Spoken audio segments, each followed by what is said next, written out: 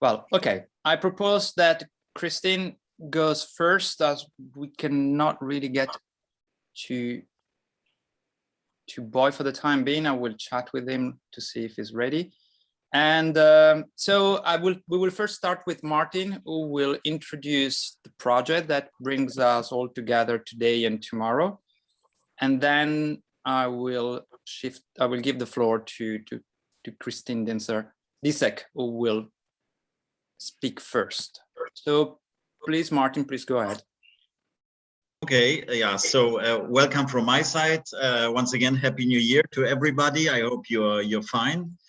And I'm glad we are here and can present the Journée du Garibaldo, actually presentations from a project we started like last spring on strategic responses to the COVID crisis in the automotive industry. We have a couple of presentations today and tomorrow from this project, and I will talk a little bit about this in a minute. We are also involving further colleagues who are working on similar topics in the discussion. Just a few words to introduce the presentations today. I think the beginning of our discussions was our perception of this huge impact of the COVID crisis on the automotive industry. So on the one hand, there was this direct impact. There were the restrictions during the pandemic, which interrupted production, supply chains, and hit strongly automotive companies, maybe suppliers even more than the automotive OEMs. There was this massive reduction of production volumes, which put pressure also on HR. Firms had to cope with problems of securing employment. They had to reorganize processes due to the huge part of the workforce working at home. But second, and maybe more importantly, I think this crisis had such a strong impact because it came on top of several large transformations of the automotive industry, which started well before the crisis and which we are discussing since longer at Garibaldo. First, the transformation towards electric mobility, which transforms technology, supply chains, business models in the industry. The digitalization, which transforms processes, and also what I think is kind of return of protectionist policies, trade conflicts, which we observe in particular in this triangle between US, China, and Europe. So what I think when I think about these transformations, these overlapping transformations, and the crisis now, I perceive the crisis as an accelerator of these different transformations, and also as a window of opportunity where now crucial actors like companies, but also the state, are changing strategies. And we are discussing this as a transformation maybe of industrial policy, a new role of the state in the regarding business, regarding economic development in the automotive industry. So this is the general background of our discussion. But of course, what we learned very early when we started discussing together was the high variety of national developments. So there were huge differences between US, China, Europe regarding how important the COVID crisis was in reorienting the actor strategies, how state companies responded, which strategies are pursued. So in some countries, the crisis was more of a rupture, and others continuity prevailed.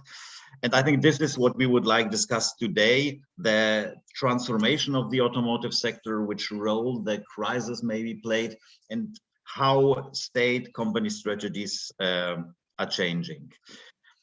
Actually, in the project, what we would like to aim for would be maybe kind of a book, including these perspectives. We're also discussing if maybe to involve some other colleagues working also on additional countries, but also maybe on cross-cutting topics,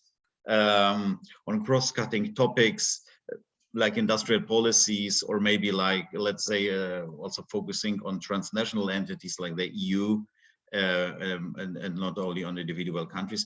This is what we are discussing. I think we will continue this discussion also in the Garibaldo context.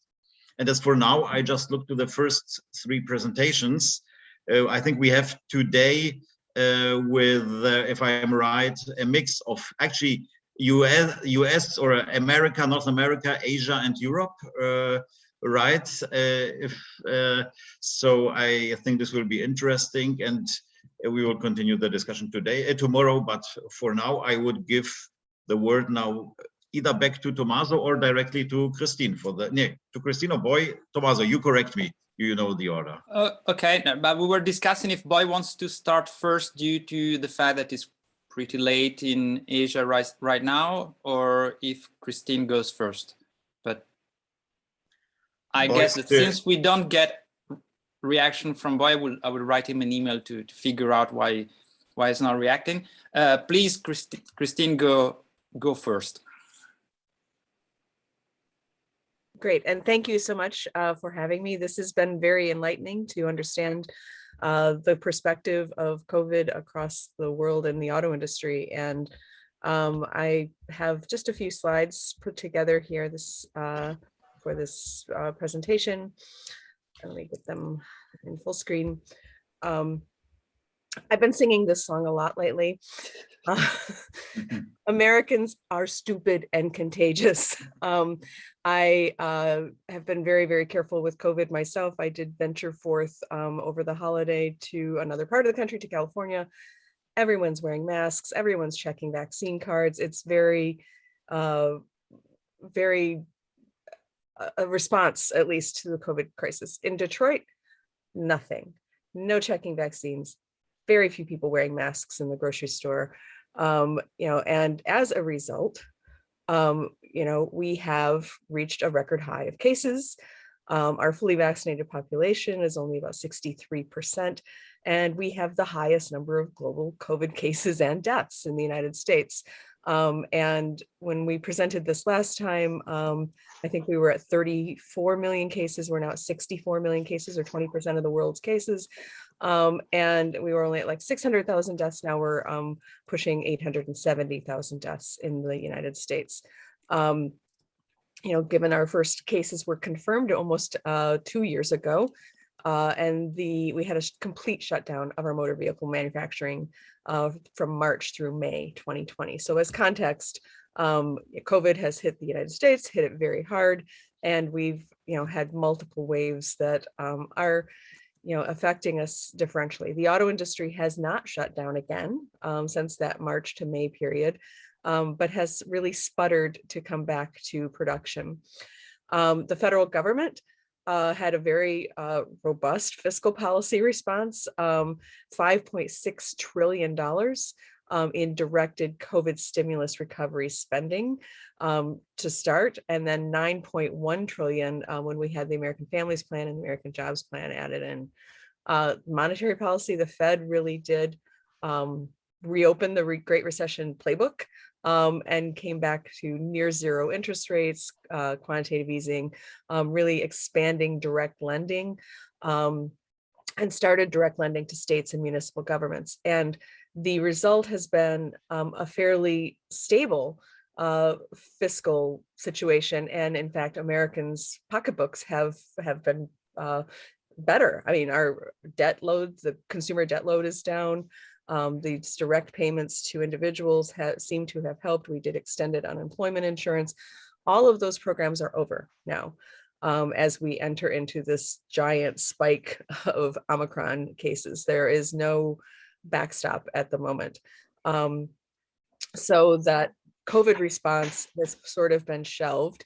And then 2020 to 2021 was also a period of tremendous other changes. So we had a new North American Free Trade Agreement go into effect in July 2020, very radically changing the trade between the United States, Mexico, and Canada. And of course, we build vehicles together in these three countries. There's a lot of automotive trade. In fact, I think it's probably the biggest part of the focus of the USMCA, the new North American Free Trade Agreement, was very focused on modernizing the automotive provisions.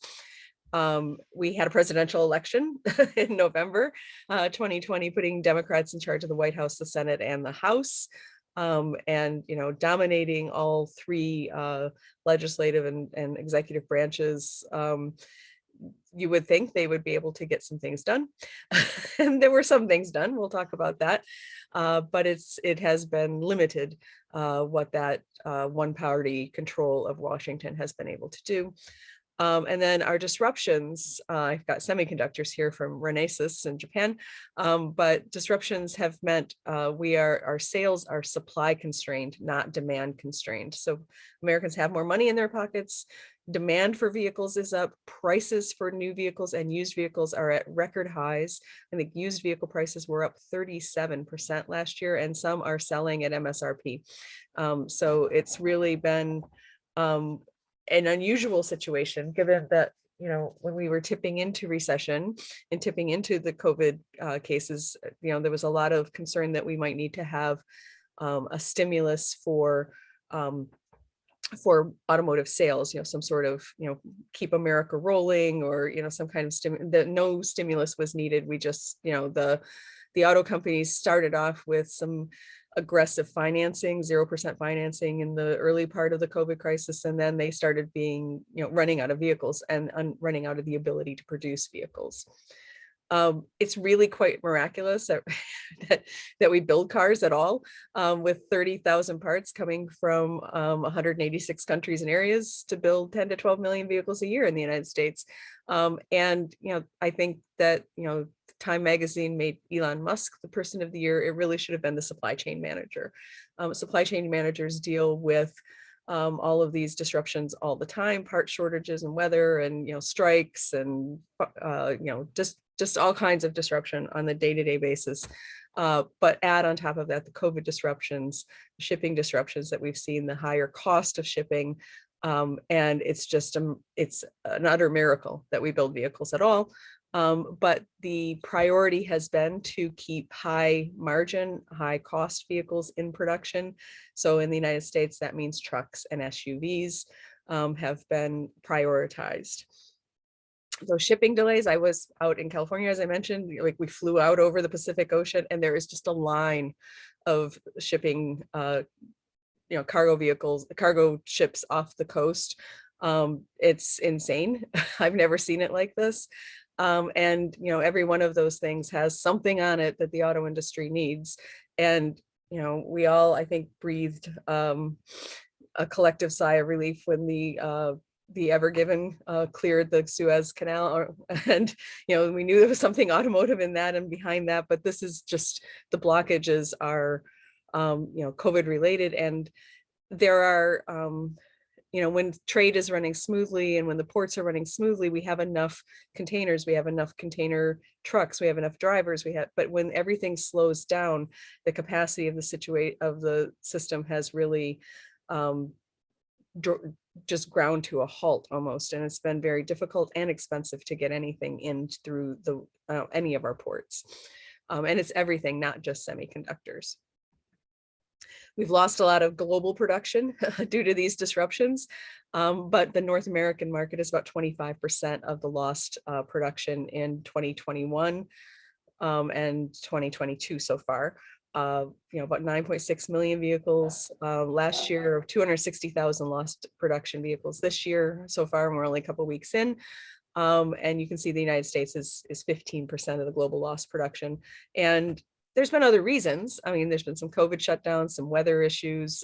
China had some power outages. There were some floods in Malaysia, but semiconductors and other parts disruption is the main reason for the lost production.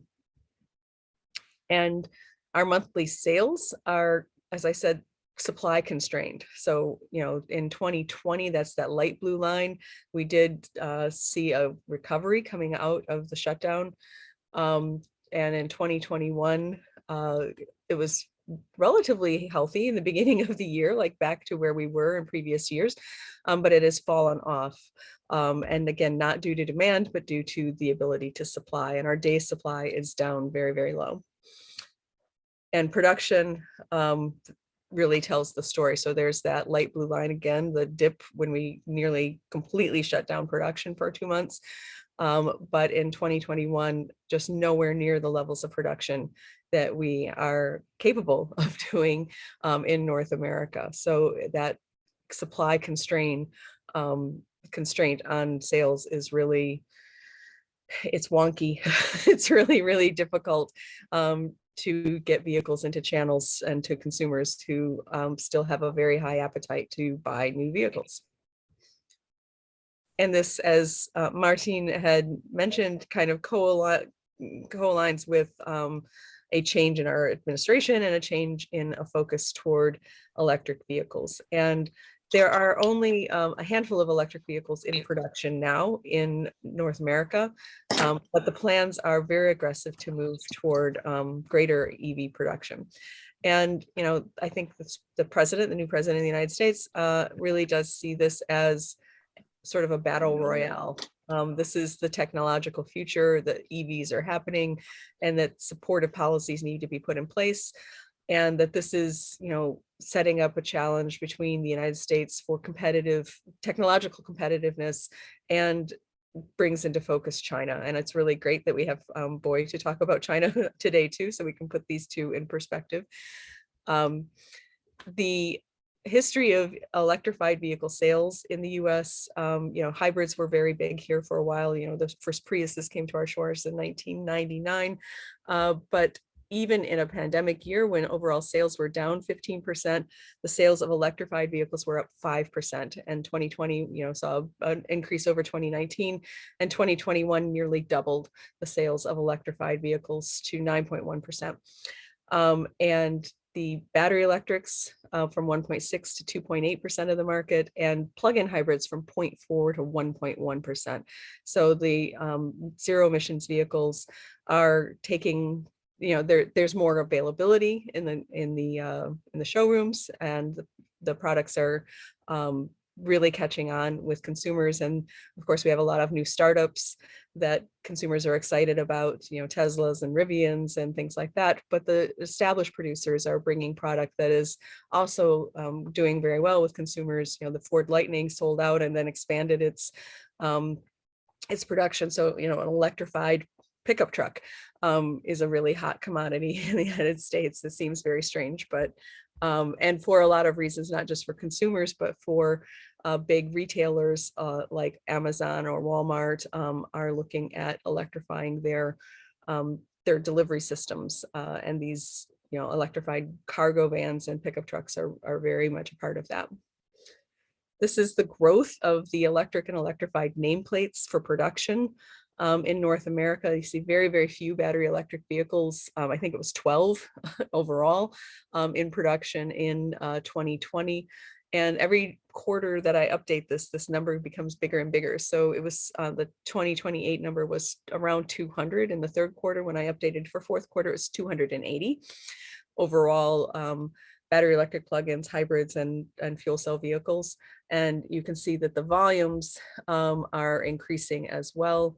On the right side, you know, the volumes overall are going to about 40% total battery electrified vehicles, and battery electric plug-in and fuel cell going to about 20% of production by 2028. Now that is severely lagging what the president would like to see in terms of sales. And of course, the market is not just vehicles produced in North America, but we do have a big import share. Almost half of vehicles in the US are sold are imports. But in August, the president had a big event in the White House, set this goal of 50% sales of emissions-free vehicles by 2030. And the automakers' pledges to meet this are really voluntary, but many of them are on track to meet those commitments.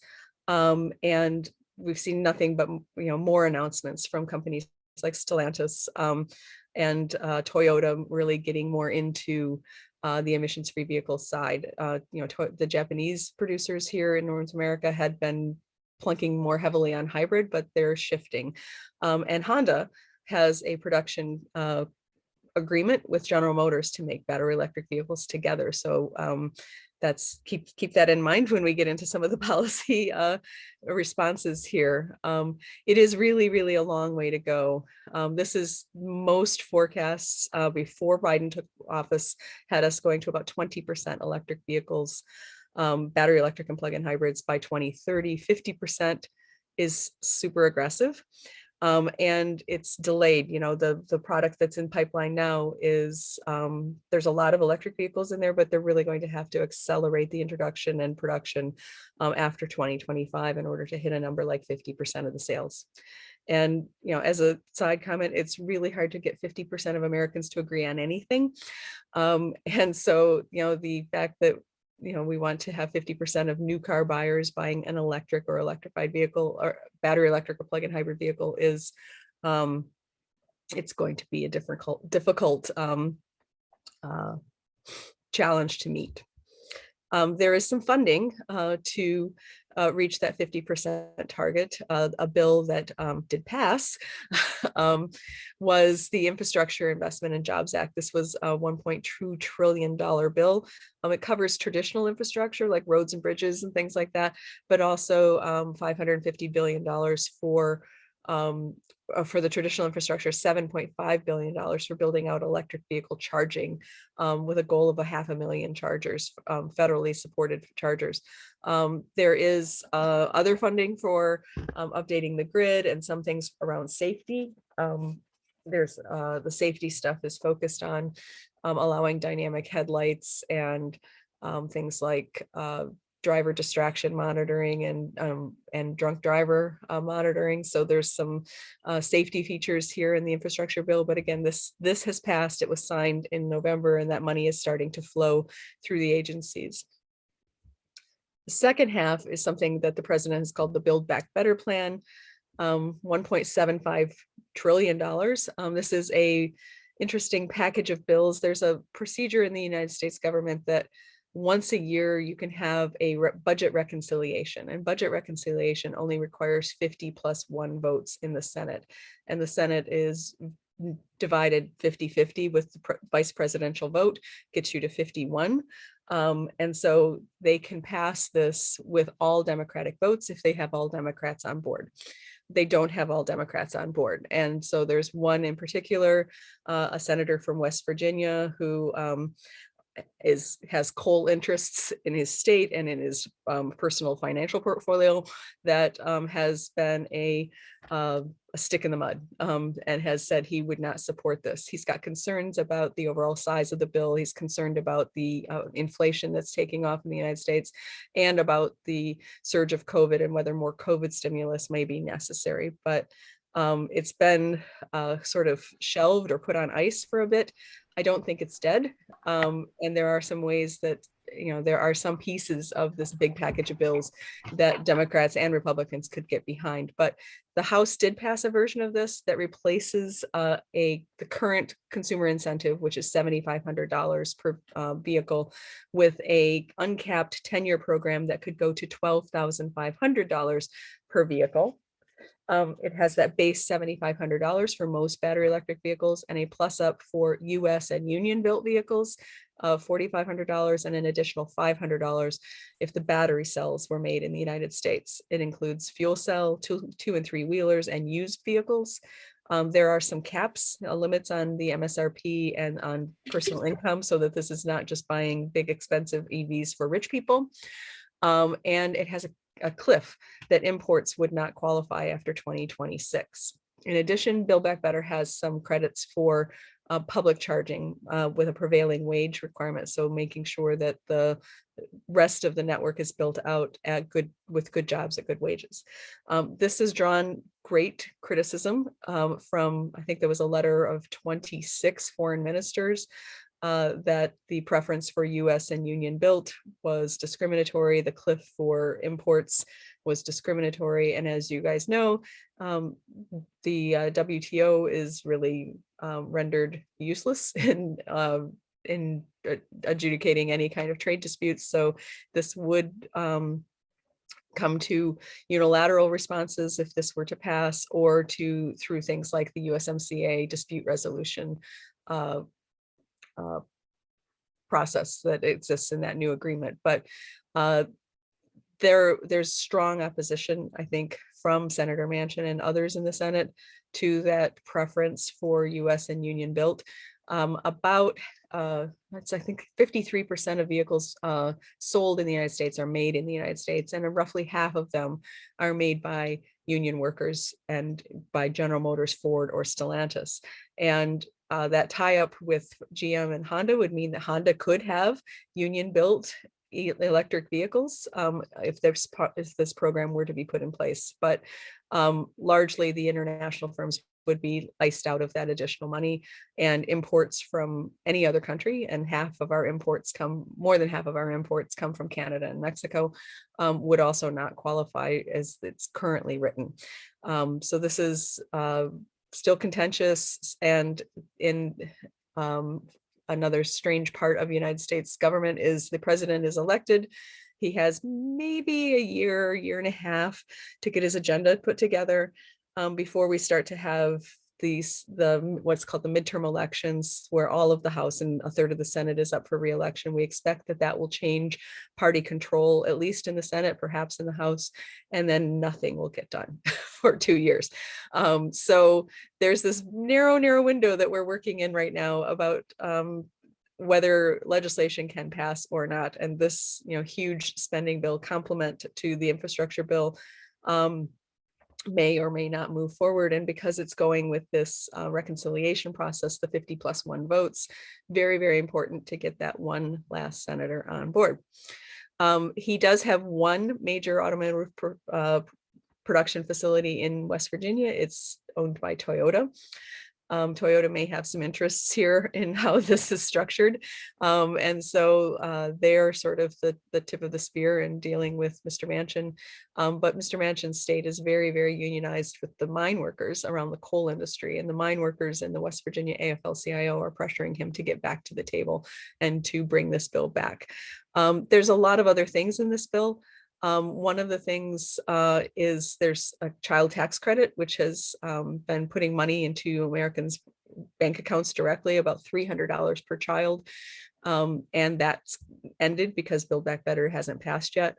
And also there's a fund for Black lung benefits for minors, and that excise tax has been cut in half. And the miners are really hoping to see a replenishment of funds to the Black lung benefit for their members. There's about 30,000 people who benefit from that Black lung fund. So there's a lot of pressure on Mr. Manchin to get back to the table and do something. Build Back Better has a lot of other things in it. It extends some of our energy product credits. It extends a greenhouse gas reduction fund.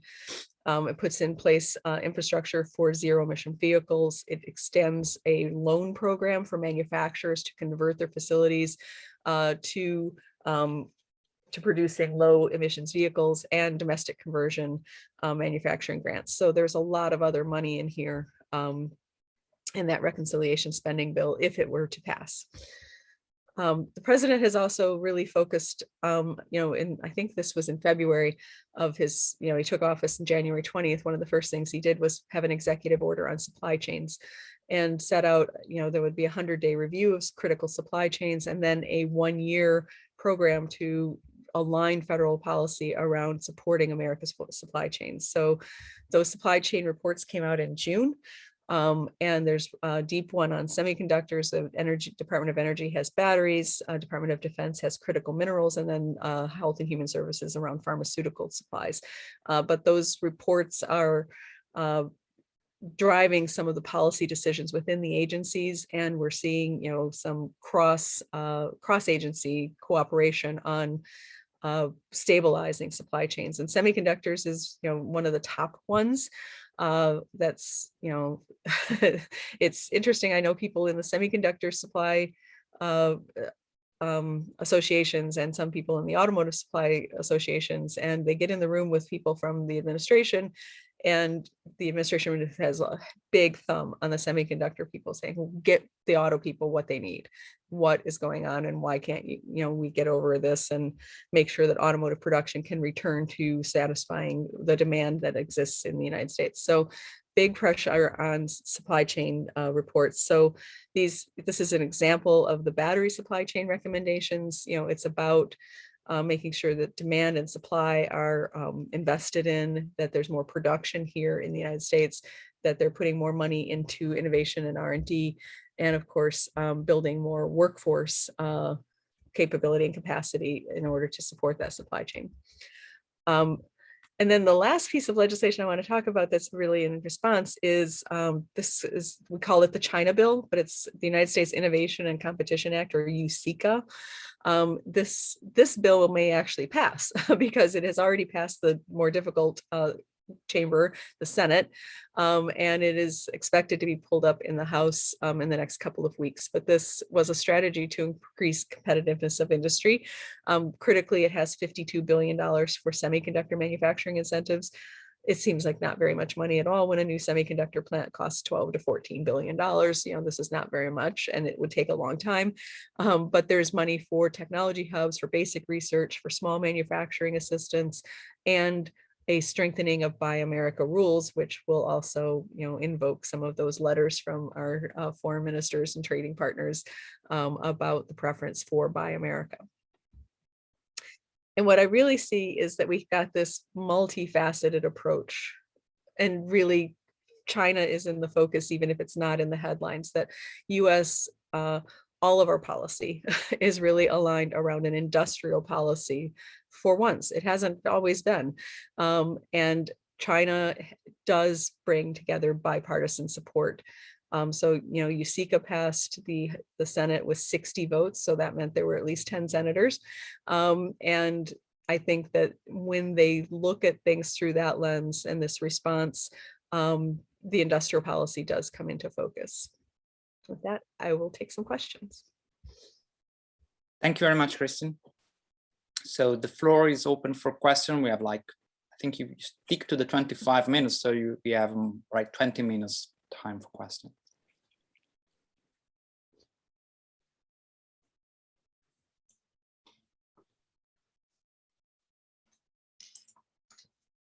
May I have a question to Kristin? Please go ahead. Hi, Kristin. My thanks for the very interesting presentation, reach of data and issues, critical issues. I had a minor comment on a slide, I think it was slide 12, in which you were presenting the changing share of vehicles, type of vehicles in 2021. And the question is of relative shares, in the sense that the previous one, 12, it was no 13 perhaps, because in the previous slide you were showing that there was a decline in 2021 of the volume. Okay. I'm trying to figure out which one we're on. Okay, in 2021 you have a decline of production sales. Okay. Mm-hmm. And in the further slides, you show the shares of sales by type of vehicles. So I was wondering whether you had an effect of doubling the share of electric vehicles, hybrid and plug-in hybrid, because their share is increasing significantly in a context in which the whole volume was decreasing. So their share was to some extent growing while the rest was decreasing. So in absolute terms, the figures are very low. Right. This is my idea. Yeah, in absolute terms, the figures are very low. Yeah. The absolute numbers have increased, however, and as a share, and it's interesting because these are not the high profit margin vehicles. So when they are, I attended an event with a General Motors speaker, and they said, we would love to sell you an electric vehicle at cost. Like the cost of the vehicle is way above the manufacturer's suggested retail price, but this is so critical to their future and quite frankly to the financial side of the business. The capital markets are rewarding those companies that appear to be disrupting themselves or disrupting the industry. So Tesla has the highest valuation of any automaker, and companies like Ford and General Motors and Stellantis want to appear to be disrupting to Wall Street investors so that their stock valuation can increase. So they are putting all of their eggs in the battery electric basket and prioritizing that production, even though it's not profitable, even though it requires more chips. that those new launches for battery electric vehicles are a priority. And you are right that the overall volume is down, so the numbers are small. But even at that, this is a bigger slice of a smaller pie. The Americans don't. We have a preference for those larger vehicles, and for this disruptive technology to be taking a larger share of a smaller market is still pretty incredible. I have two other questions, but later after Martin or others. Yeah, Tommaso, yeah, I don't know, tell us how we want, should we raise hands? Go ahead, or I mean, for the time being, people can just, but I will check anyway, go ahead. Okay, so yeah, thank you very much, Kristin. I have yeah, 2 or 3 questions. One, the first is this discussion we have about industrial policy. So I think what I take from your story is that really this orientation on, yeah, fighting, or I don't know, competing with China, like mobilizing all policies to compete with China. I take this as a kind of reorientation or the major direction of the US policy. And would you say this is linked also to a more qualitative change, how the US is doing industrial policy, or is it quite, you know, continuing existing measures? So is there what we discussed maybe in Germany, like more state now or more public industrial policy or not? So this would be my first question. The second, what labor, let's say, what's actually the position of unions? Are they kind of involved? I remember we had a discussion with an American colleague. He mentioned there were like proposals for certain regulation regarding in-country, so production. He also mentioned it. So is there actually an agreement between Democrats, labor, and companies, or is there some conflict between the 3 sides? And sorry, and my last question is, we discussed in Europe, or what I take from the European discussion is that actually, if we want to sustain employment levels and value added, actually we need also to invest a lot in battery production and production of battery cells, let's say the whole, to capture the more of the value chain. So, and to bring production of elements of the let's say electric powertrain to Europe. And there is a lot of investment from what I see in Europe in battery factories, etc. So my question would be if this is also happening in the US. Those are great questions. So industrial policy has been a dirty word in the United States for a very long time. The previous president, Mr. Trump, did not say those words, but he was a very unusual person in many ways, but he had regular meetings with the head of the union association, the AFL-CIO, the American Federation of Labor and Congress of Industrial Organizations. He had him on speed dial. They talked all the time. And a lot of union members supported President Trump because he was standing up for America first, American made, you know, beating up China, beating up Mexico, beating up Canada. I mean, very few people beat up Canada, but the you know, things should be made in the United States thread, he really picked up on that, I think. And so, you know, many of our trading partners, I think, see, you know, Biden is a more traditional politician, but he's carrying many of those same themes of buy America and America first, but he's not saying it in the same it's not in the same xenophobic way. I guess it is you know, the trade policy, the official trade policy of the United States has shifted from we're going to tariff and trade, you know, everybody, and, you know, put tariffs on our trading partners and our friends and our enemies and everybody, to you know, US trade policy has been about consumers having good prices. And now it has turned to being worker centered. And that's the words that they use, is worker centered, that we have to have trade policy that helps keep jobs in the United States and helps there be good jobs. And you know, I'm a gray-haired old lady and I've seen several presidents. I've never seen a president say the word union labor or good union jobs as much as this president. And it's clear that unions are a huge priority for him. He does support that plus up that $4,500 for union made vehicles. And, I think, the unions have a very close relationship with many of the secretaries, the cabinet level folks. So the Secretary of Energy is the former governor of Michigan, who's got a very close relationship with labor. The Secretary of Labor comes from the labor union movement in Massachusetts. The Secretary of Commerce is pro-labor. So there's a very tight alignment with labor. In fact, there's the Commerce Department has basically a planning grant competition on right now for communities to come, with a plan of how they're going to transform their economies. And it's called Build Back Better too. So the Build Back Better challenge for regional planning, nobody's going to move forward in that if they don't have significant union involvement. That's going to be a critical part of that plan as well. So, the unions have gotten to they have the ear of this president. They have the ear of many of the leaders of the Democratic Party.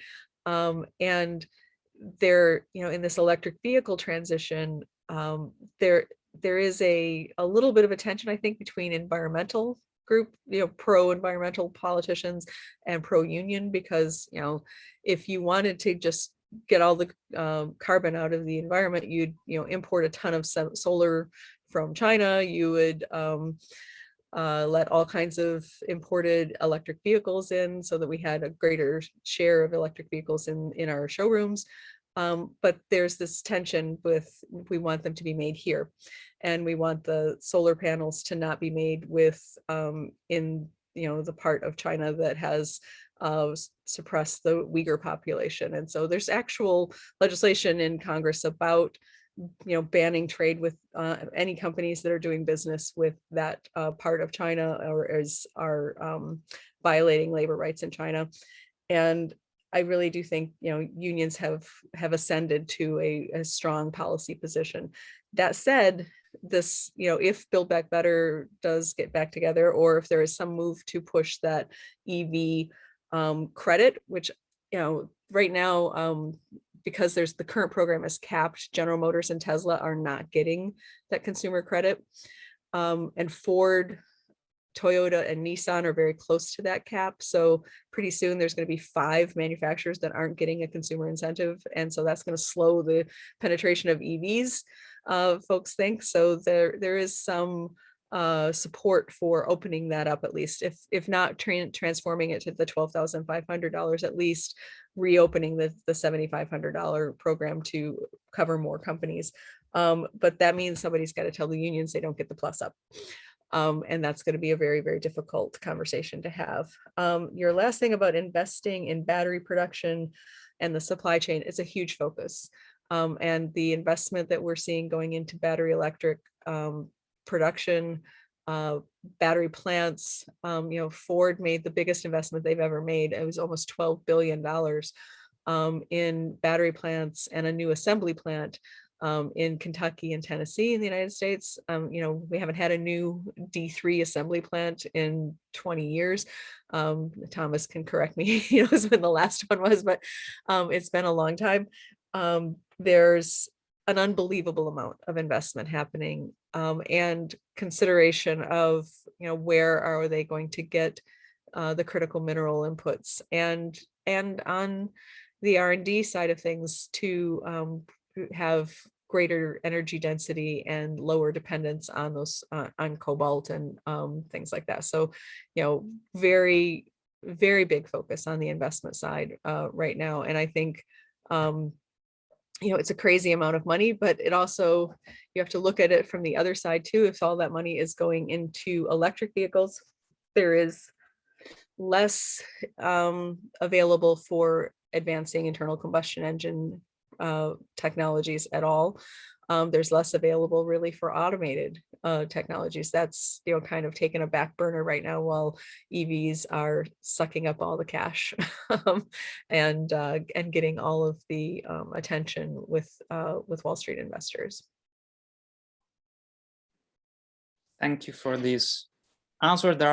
I've seen Francesco Garibaldo raising the hand, but he's down now, so I don't know if he wants to ask a question. Then there is Margarita Russo also had more questions, and Alex Covarrubias. What I propose to do is the last round, try to be short, and then we give a final answer, possibility to answer to Kristin. If I may link my question to the final part of the answer by Kristin, I was wondering, the reconciliation, the budget on reconciliation is to some extent creating expectations for the companies. And it is in a very critical situation, in the sense that, as far as I understand, it could become a case that in the next 2 years, it will not pass. And so it introduces a lot of uncertainty to companies that to some extent are investing a lot, as you were mentioning in the final part of your intervention, but are making more announcements than investments. And to some extent, it's critical because investment requires to some extent a horizon, a scenario that is more or less stable. They will change the scenario, obviously, with their own decisions. But I was wondering if you have internal insight from the industry of what is happening with respect to the possibility that the reconciliation budget will not be passed in a reasonable time. And well, I think that it's enough. Okay. Sorry, Kristin, just wait. We collect, because that would be the last round of questions. So we collect some more, and then we'll let you answer. Okay, great. Alex Covarrubias before, and then I saw Boy Lüthje. And Francesco, you also want to raise a question? No, it was the same question before on industrial policy. So okay, good. So okay, please, thank you, Alex. Thank you, Tommaso. Thank you, Kristin. Great presentation. Congrats. So at the end, all this sort of industrial policy is going to depend on the medium-term elections. And I would like to know if you can draw some scenarios, some future scenarios, what it's gonna be after these elections. And I wonder also, what is the place of the USMCA, Mexico and Canada in all this situation? That's it. Thank you. Thank you, Alex. So there was also Boy Lüthje who wanted to raise a question. Yeah, one very short question to Kristin. Is there any news on the part of the United Auto Workers on the question of organizing? Probably not, but you mentioned these very big new complexes, battery industry, particularly in Kentucky and Tennessee. And you mentioned that only 50% of the cars in the United States are union made, actually, and they qualify for the subsidy. So we know this has been a historic problem for the labor movement in the United States, and the UAW hasn't found good answers on this so far. But I'm just wondering, as the investment really becomes so massive, and you can see there's obviously a totally new pole of industrial development developing in the southern United States. Are there any new thinkings or any new approaches of organizing these new factories, the battery factories in particular? Okay, I take advantage. Can I just add a final small question? It's about the CAFE. In Europe, clearly, electrification is driven by the CO2 norms, which is the CAFE norms in Europe. You mentioned Wall Street as the main factor driving electrification in the United States, but there are also CAFE norms that are coming up. So how much are relevant these CAFE norms in the United States or not? Thank you. And please, so you have the floor for like 5 up maximum 8 minutes to answer the questions. I'll try to go fast. So I think I can tie your CAFE question to the first question about stability and if this is not passed. I think so the Environmental Protection Agency regulates greenhouse gas and the NHTSA regulates fuel economy. And those two things have been divorced in the United States now. They had been together, but in December, the greenhouse gas emissions standards were published and they are much, much more aggressive and are aimed at getting us to that zero emissions future. So there is the both the carrot, 50%, let's get there, and all these credits and support for investment. And then there is the stick of greenhouse gas emission standards. Now, these have fluctuated back and forth. The Trump administration gutted them. The Biden administration put them back and put them back stronger. And I think that from the industry perspective, they're guiding a path through that doesn't whipsaw with political wins. And so it is also that many of the vehicle manufacturers have common global platforms, and the pull from global regulatory regimes is pulling them toward complying with a higher level of emission standards and fuel economy. Of course, they would still want to sell more in the mix of those larger vehicles that have higher margins.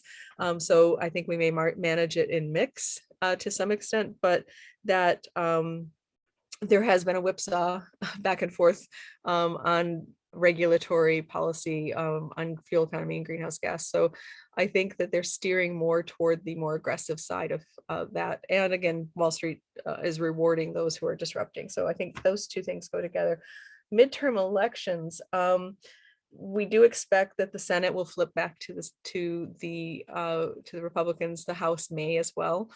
That makes either nothing gets done or the Republicans have to compromise on some things that they want. And I think that there are Republicans right now who are okay with re-upping the consumer credit, but there are some things that they would like to get in exchange. So there may be a possibility for some more muted policy to come through if the Republicans take the Senate, or even if they take both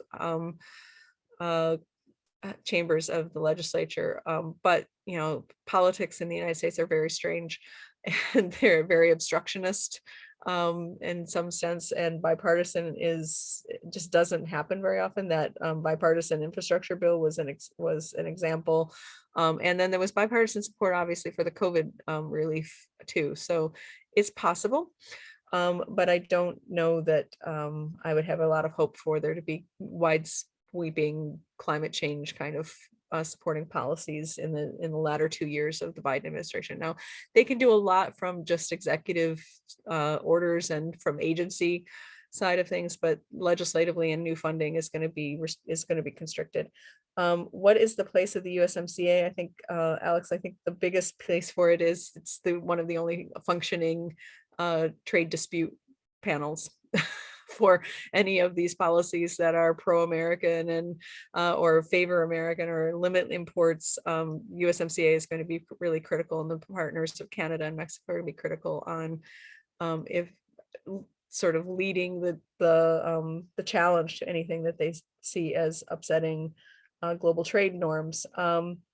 Boy, you've got a really good question about UAW organizing. So the UAW has gone through a very tumultuous period. They've had leaders, the last 2 presidents are in prison, many vice presidents. There was a big corruption scandal. It's quite a mess. And in November, so they have a government oversight basically. And in November, they had a vote basically among the membership about whether they wanted to select their leaders through the current system, which is a representative delegate system, or one member, one vote. So direct democracy leaders of the UAW. They did choose direct democracy. So there will be an open election in July for the new leadership of the UAW. The UAW will go to the table with the Detroit 3 automakers in 2023, starting around June. It usually goes June through like September or October. It is coinciding with the Canadian Auto Workers Union negotiations with the same companies at the same time in the same year. And all of these new investments are non-union. The joint ventures on battery production are non-union, and they're generally partners with Korean companies. And so they're separate entities, the joint ventures are. The Ford assembly plant is the only thing that is Ford only that I think will be a huge target. And I know you're going to put this out on the web and everything, so I hate to have a prediction, but Ford is really lining up to be the lead company in the negotiations if there's not a resolution to how that plant will move forward. Now there is language in their agreement that they will have a card check, that they will, the unionization of that workforce. If the workers turn enough cards, say they want to be represented by the UAW, they will be. But they need to get that plant up and running, get a workforce in place, and then see what happens there. Similarly, many of these battery joint ventures are not yet up and running and in production, but there's a huge focus. Obviously, there's a large number of UAW jobs at risk in the powertrain and propulsion systems plants. And the automakers are putting some of the new e-transaxles and e-motor production into engine and transmission facilities to keep the employment levels up, but focus on organizing battery plants. And that new Ford plant is going to be very, very critical in the 2023 period. Now, I brought in that corruption and the new election and all of that stuff to say that the new UAW leadership, no matter who they are, they're incumbents, they're new people, they're a mix of both. In any case, I think you will see much more traditional and more adversarial leadership from the UAW being, very, they're going to have to play to the direct election, to the majority of the members' interests. And I think, not that they haven't represented member interests in the past, but it's going to be much more, this is what we did for you. And I think it's going to be more combative. And it really comes down to what happens when those plants start up and running, and how the recognition of a union card check may happen, at least in the Ford plant, and then in the joint venture battery plants. And the intent is that those wages in the battery plants will be lower than the wages in traditional powertrain plants. It's a competitive situation. The biggest battery producer in North America right now is Tesla and Panasonic, and that they're sort of setting the wage standard there. So I think there's a lot of competitive forces around having a lower wage, while the president is talking about this transition to EVs is going to create good paying union jobs. So how's that? Thank you very much, Kristin. So I propose to pass right away to Boy, who told me has some problems indeed in connecting with us. So what we are going to do is that I'm going to share the screen and his slides, and he's going to talk. So I start sharing my screen and put these, and I mute myself. So please, Boy, go ahead and tell me when I have to move further.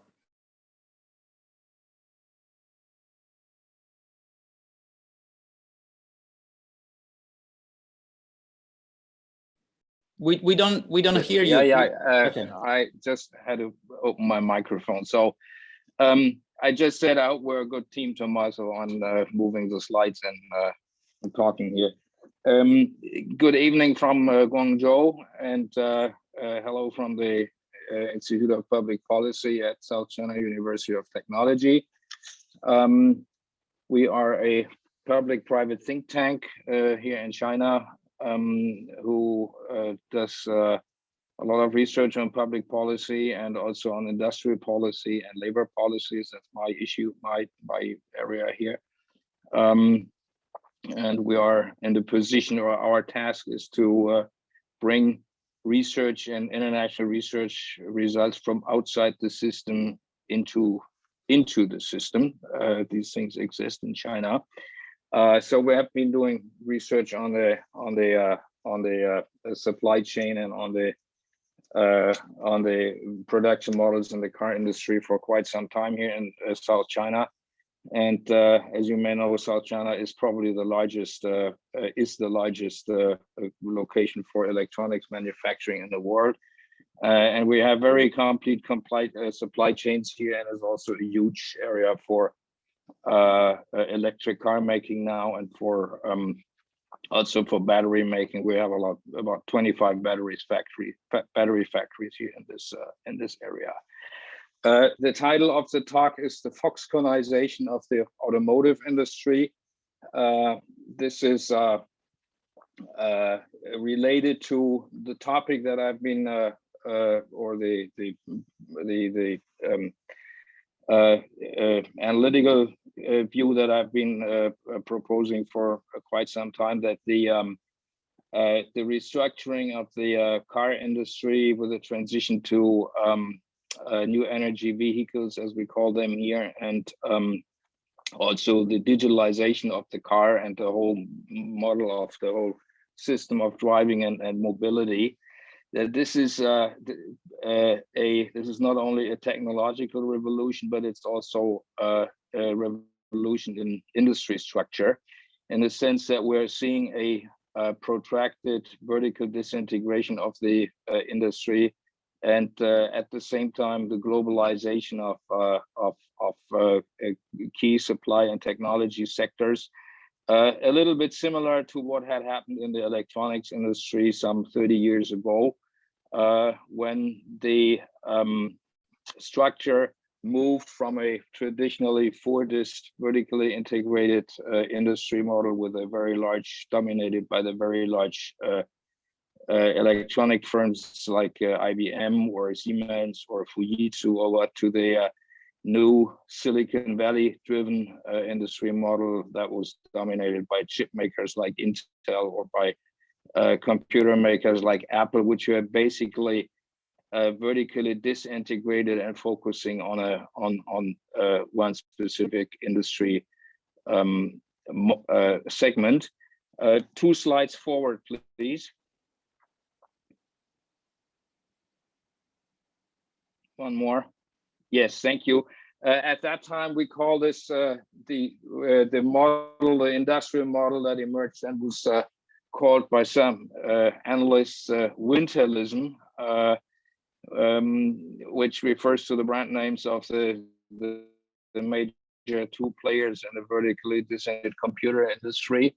And part of the Wintel model at that time was also the transition to the big shift in the manufacturing model, the transition of manufacturing to contract manufacturers such as Foxconn from Taiwan, or Flextronics in the US. So the industry leaders were basically became what was called fabless, without factories, and they were shifting ever larger segments of the production chain to contract manufacturers, or to specialized component suppliers and producers like chip makers, or like the makers of disk drives or displays and other key components into the and that which operated on their side in the context of global production networks. And pretty much the whole thing became geographically centered around East Asia, and today mostly China, and especially also this area here in the Pearl River Delta. And the question today is, will the car industry undergo a similar process of vertical integration, disintegration? And I think it will go like this, but of course it will not be the same process, and not have the same configurations. What we can see now, and I want to talk about this in more detail here, that the COVID crisis of the last 2 or 3 years has been the accelerator of this process of vertical and reintegration in the car industry. And nowadays, China leads the way towards new models of production, especially in the battery sector. And this is really a new thing, historically new. 30 years ago, 20 years ago, when we saw the transformation of the electronics industry, China clearly was at the receiving end of this process, which means it picked up the manufacturing and got these very large plants here. But today, China really is in the position of driving the whole process and driving the changes in the innovative model of the industry. So the key thing to understand, and next slide, please, is that this change is also producing massive changes in the market and the power structure of the Chinese car industry. As most of you know,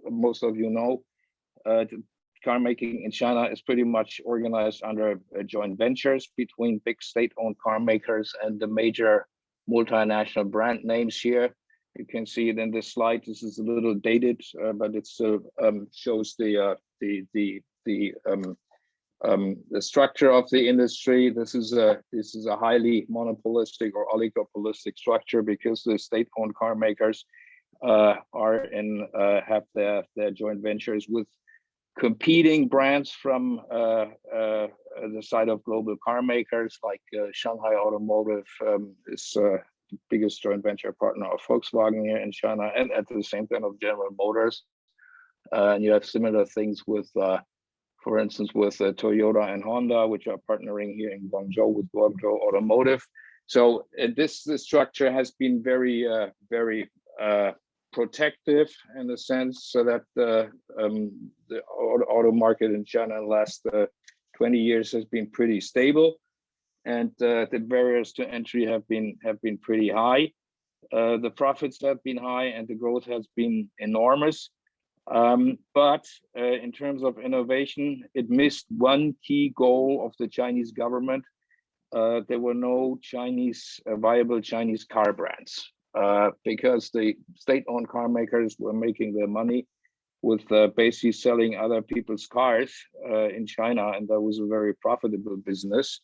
But this was the reason why from the side of product innovation, the Chinese auto industry remained relatively weak. And this was also the major reason for the Chinese government, 2 slides ahead, please, forward, please, to support the emergence of the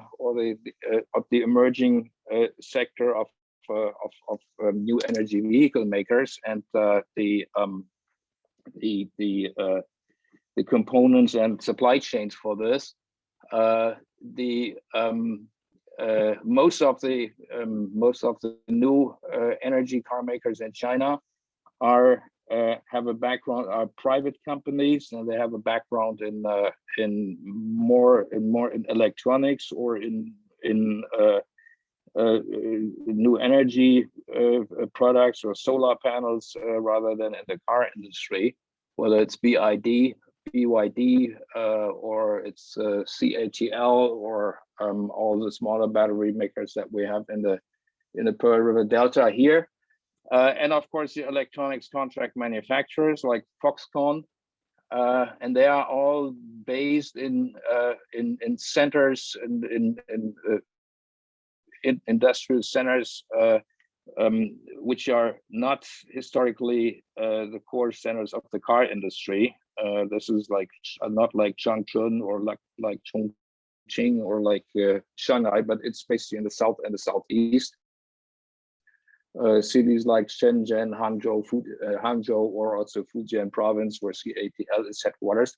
And this is also in the context of Chinese capitalism, or the Chinese variety of capitalism. This is a new type of capitalism inside China. So it's not basically state-driven, but it's driven by private companies, and those private companies are in close alliances with very activists and forward-looking local governments, which are supporting these companies with all kinds of active industrial policies. Shenzhen had become famous for being the first city with the most comprehensive charging infrastructure, and they probably have more battery charging elements now than we just saw in that the U.S. government has been putting on the plan for in, I don't know, some couple of years.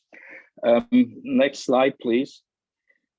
The key, did you get me? Yeah, the key component in this context are the lithium-ion batteries. We heard this already, and we have seen a massive structural change going on in this part of the industry. Similar to the electronics industry, the core infrastructure of the production is in East Asia. Next slide, please. Geographically, in Japan, in South Korea, and increasingly in China in the last couple of years. Can you move the slide?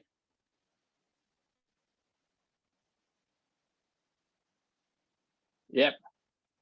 This is also a little dated, like 3-4 years old, but it nicely shows the density and the size of the production infrastructure in China. Those are only the largest companies, and you can also see all these new centers outside of the traditional car industry centers, at least when you know the geography or the industrial geography of China a little bit.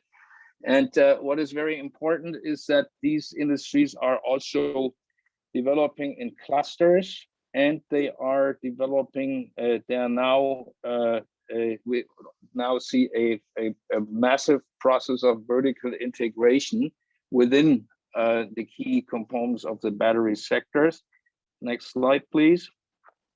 This is from a study that we just did for the International Metal Workers Union, or Industrial as they are called. They are looking at the global production chains in the car industry now, and they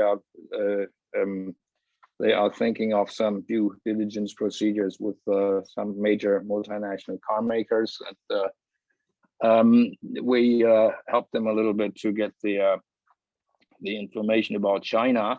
So this is just this list, and also the one on the next slide, but stay here for a moment. Those are the major Chinese battery makers. CATL in Ningde, Fujian. This is a rural, pretty much a rural town, which had some history of electronics industry, but which was very well connected in the political system, because Xi Jinping in that town had his first job as a prefecture level party secretary of a city, and these networks count in China, as you know, and you see that CATL today is has a large number of locations in China and also globally. They just built this new big battery factory in Eastern Germany, in the city of Erfurt.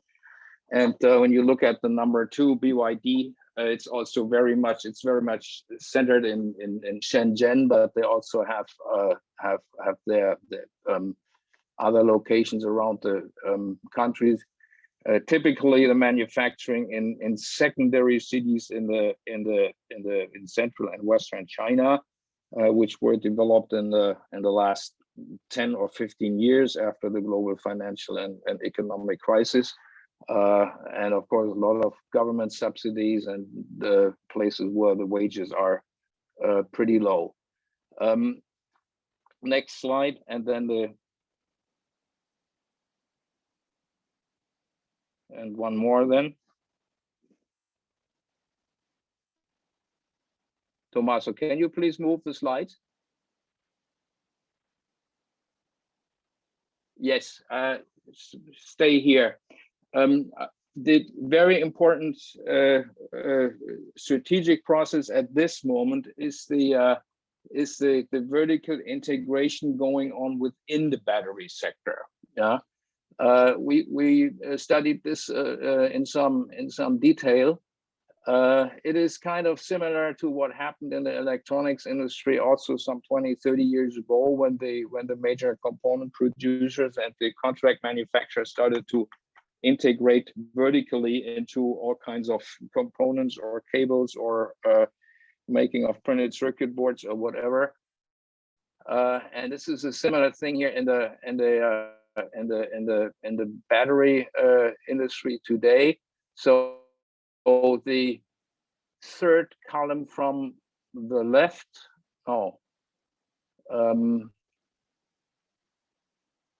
the third column from the left shows you the major battery makers: CATL, BYD, Gotion, Lüthje, and so on. And from the left side, you see you have the different stages of the battery making process. So it starts with mining and refining at the top, and then we have the lithium-ion battery materials producers, and then we have the battery manufacturers, the battery cell manufacturers. We have to say themselves. And number 4 is the car makers that integrate into battery making, and then also very important, the sector of recycling and dismantling. Which has grown rapidly in China in the last just 2 or 3 years, because the government has understood that the whole project of an energy-friendly car industry or car traffic will not work when there is not a solution to the massive problem of battery recycling. So, and what you see is at the various levels, China has large or very large players, and the mining and refining sector is mostly controlled by Chinese companies. You can read this in detail in the U.S. government's reports on supply chain security. The big company there is Min Metals, which is the primary state-owned holding company for all kinds of metals and raw materials in China, and there are also specialized producers, very large ones, also for the materials for the batteries and the anodes and cathodes. And this is also politically of importance, because this brings the primarily private owned car makers and EV makers close to the major state-owned players in this in that sector, which in itself is also a major change in the power structure. Next slide, please. And also give me a heads up on time. How much do I have left? Okay, I think you still have 10 minutes, more or less. Oh, that's more than 8 minutes, 10 minutes. Well, okay. Anyway, so we are. No, you are too far with my. You went too far with my slides. One back, please. You're. Oh, we have this already. Yes. No, then you have to go one more back. This is the challenge. No, this was my fault. One back. Yeah, this is just a listing of the major raw materials and refining companies, and it's I mentioned already Min Metals, which is a major state-owned player in this field. But you also see that some of the battery makers, for instance BYD, they have their own big subsidiaries in this field. BYD is called Salt Lake Resources, and it's It's headquartered in Golmud, Qinghai. I don't know whether anyone here knows where this is. This is pretty much in the far west of China, not in Xinjiang, I have to say, so no Uyghurs, but it's pretty much in the high mountains in Tibet, and they have some salt lakes up there, and this is where they find most of the materials for the lithium batteries. Go forward, please, Tommaso, and go to the slide with this one. Yeah, yes, thanks. So the battery sector is the area where the process of vertical reintegration and restructuring in our eyes has become most visible, and is already most stable. And we think that this vertically disintegrated model of mass production has pretty much become the dominant model globally. The Japanese and especially Korean battery makers, SK in particular, they are going the same way, and it's basically the OEM car makers are leaving the field of the battery, the development and production of batteries, pretty much to those specialized suppliers, just as also in the case with the Ford and SK industrial park in Kentucky and Tennessee. We see similar things in Europe. There are some new relationships between OEM car makers like Volkswagen, with some of the Chinese battery makers like Gotion. They also have some kind of joint production in smaller plants in Germany. But those plants are their character is more of pilot plants for some advanced products, and especially for the integration of the batteries of the suppliers into the Volkswagen car platforms and models. This is still a pretty complex thing, but basically the structure of the production chain is on a commodity basis, and it's not vertical integration. This has some implications also for industrial policy in Europe. We may discuss this a little later. When we talk about the digital part of this revolution, we talk about digital driving units in particular, we can see that the process of restructuring has not been or does not have these clear contours like it is the case in the battery field now, because we still have a very diverse spectrum of players.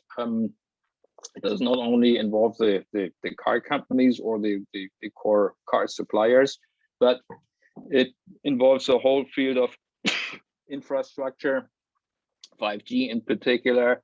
It involves artificial intelligence. It involves cloud computing. And the key movers here in China are BAT, so Baidu, Alibaba, and Tencent, the big internet platforms. They also have a lot of alliances with multinational and national car suppliers and car makers, Bosch and Conti in particular. And some people say, but this is still not so clear, that the global suppliers may also be on the winner side of this, of the what we can call the winter model in the car industry, because they are the ones who can integrate the mechanical knowledge of making driving systems and gear and powertrain and all of these things with digital technologies. But it's not. At this point, it is not clear what the structure for that part of the supply chain really will be. Very important. Again, the Chinese IT companies, Huawei in particular, they are the ones who have the big knowledge in the infrastructure. And Huawei, also as an answer to the pressures from the U.S. government, is now massively moving into electric digital car systems. They have produced their own platform, and some people are already calling this a Huawei car. I don't see this yet, but and I don't think this is their strategy. But they are definitely a major supplier and developer of key components in this field. The big weakness in China has no globally competitive first-tier car suppliers. Yeah, that's the thing. The supply sector, also as a result of the joint venture structure of the car industry, has always been very scattered. The better parts of the supply chain, the higher parts, the tier ones, are usually joint ventures between the state-owned car makers and some multinational car suppliers, and everything below that is at a much lower standard and also pretty much involved in low-wage manufacturing and very labor intensive. Next slide, please. Can you move towards the conclusion now? Yes, I will. I'm almost there. Thank you. I will conclude with where I began. I mentioned already the post-COVID, in the wake of the COVID pandemic, all these trends have accelerated massively, and I would contend this is not primarily due to the smart strategic industrial policies of the Chinese government or the Communist Party or whoever is behind it, but it's mainly due to the fact that China has been able to cope with the virus in a much more successful and much more rational way than most Western countries. As you all know, we had this. China was first in the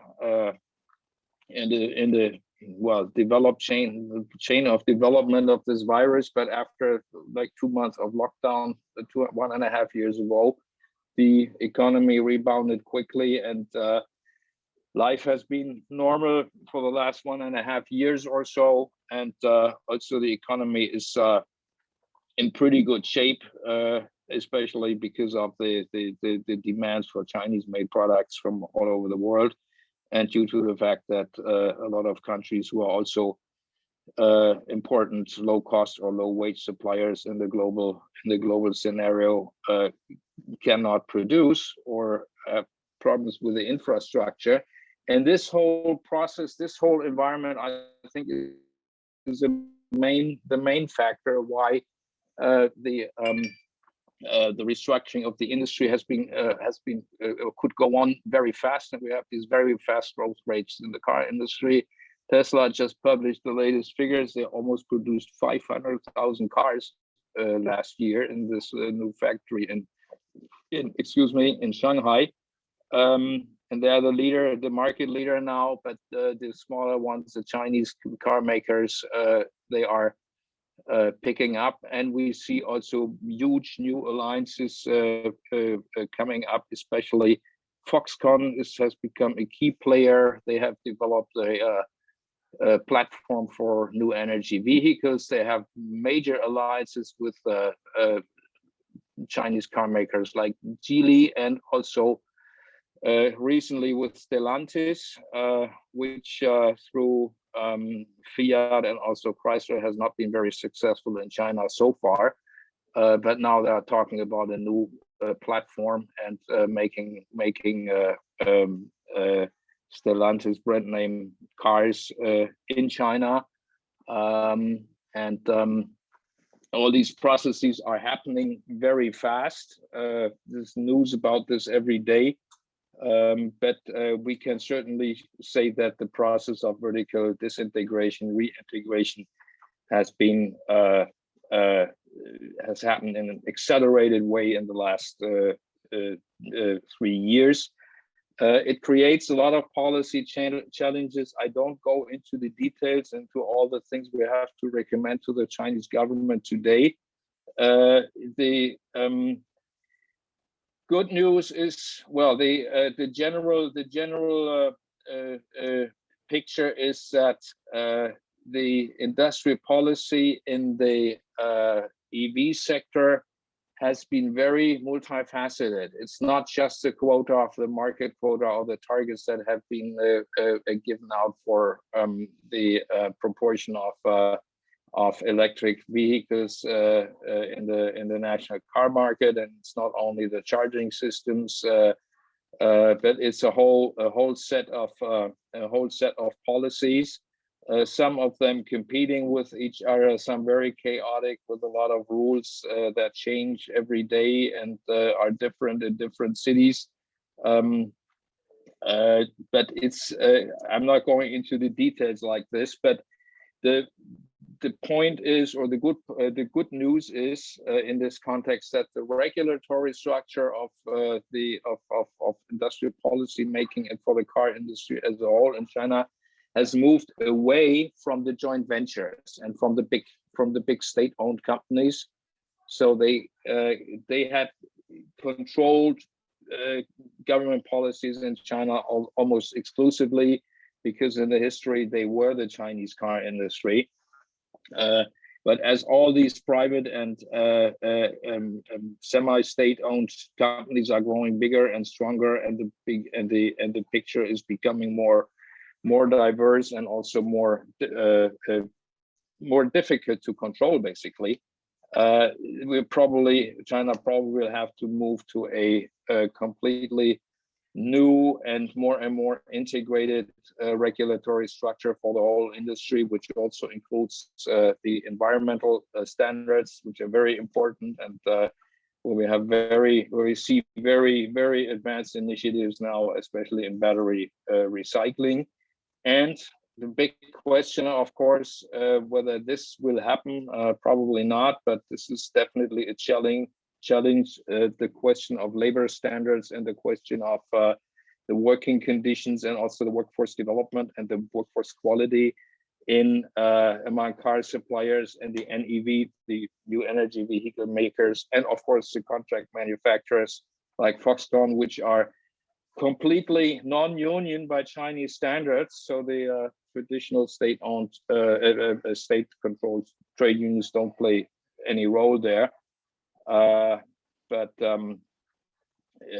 the dynamics of change, of course, in these fields is also driven by politics, and there may be especially around the question of labor, of workforce development, and of workers' education.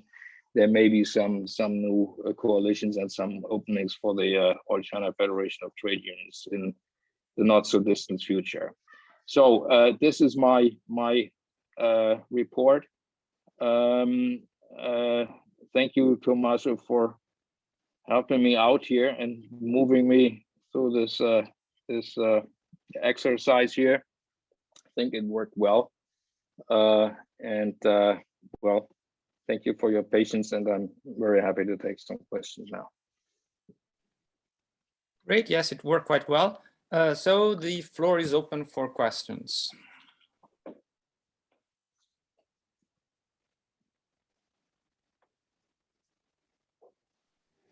Bruno has raised an hand, Tommaso. Yes.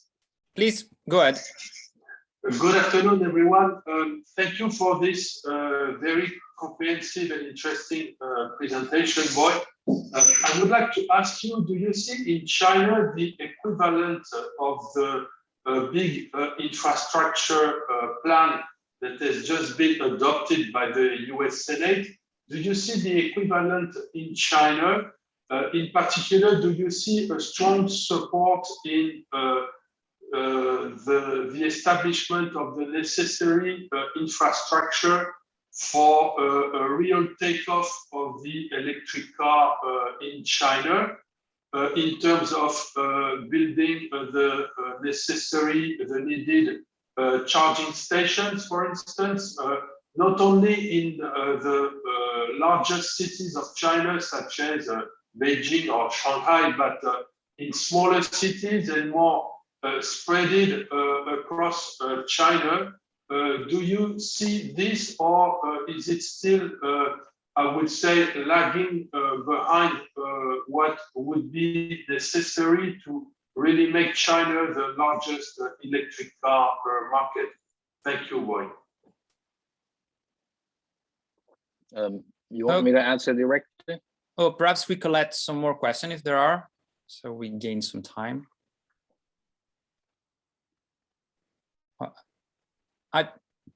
I don't see a question, but I had a question on the. And let me answer. I have a question on the fact that you suggest that there is this kind of revolutionary transformation in which the industry would be controlled not anymore by assembler, but rather by producer of specific component of technology, the battery, for instance, or the software that would drive connected cars or autonomous vehicles. You haven't talked about that, but I know that China is very advanced on that too. And that would transform the hierarchy of the value chain. And that, if I got it right, China is pushing for promoting this new way of organizing the industry. But at the same time, when you say that Tesla is the market leader in new energy vehicles, well, Tesla is not really, I mean, he's a new player, but he's quite traditional in the way in which controls the value chain. So how do you make sense of, I mean, the possibility of this transformation, but the fact that even the new player in the industry seems to play by the old rules? So that would be my questions. And I see two. So there is a question by Stefan and Gregor and Lorenza. I don't know anymore the order, so I guess ladies go first. So please, Lorenza.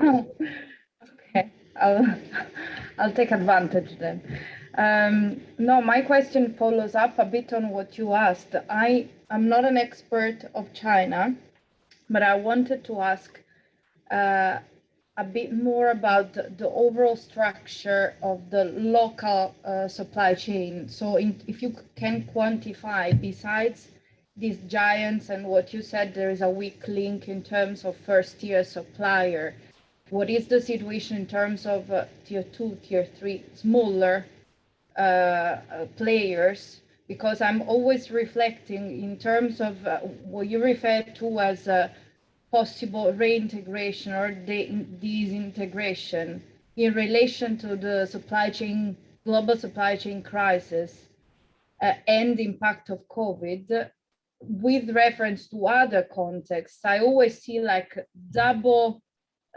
double situation possible, both in terms of further concentration of operation and component production within big players that could disadvantage smaller players, or on the other side, in some countries, and this will depend, of course, on the size of the market as well, but in some countries, there could be big companies that do not longer source abroad, but may want to supply to source further components locally, and therefore this could also lead to supply chain deepening at local level, and so further development of smaller component producers. So these are just speculations, okay? But with reference to China, how is the current geographical and local supply chain structure, to understand a bit more of possible scenarios at geographic, in terms of geographical distribution as well. I don't know if it's too complex, but. Okay, maybe let me, Tommaso, let me answer this question, then I have three more coming up. Okay, yeah. So the first thing about the infrastructure development in China, I think the question has to be framed the other way around. Is there an equivalent to the US infrastructure investment package in China? But it's the other way around. The US package, or the US pretty much built on to keep up with China and to build the infrastructure that China already has in this field. Concerning the charging stations and the grid, this is also nowadays it used to be driven by local governments. So Shenzhen was pretty much the first city that had a comprehensive infrastructure, but today it's mostly the power operators, the state grid, the electricity companies, and the big petrochemical companies like PetroChina. And what you can say now, the infrastructure is pretty comprehensive, also in the rural areas. This is surprising, but it may be not so surprising when you see how China in the last 15 years really has built up all kinds of infrastructure, be it roads, be it high-speed trains, be it 3, 4, and now 5G infrastructure.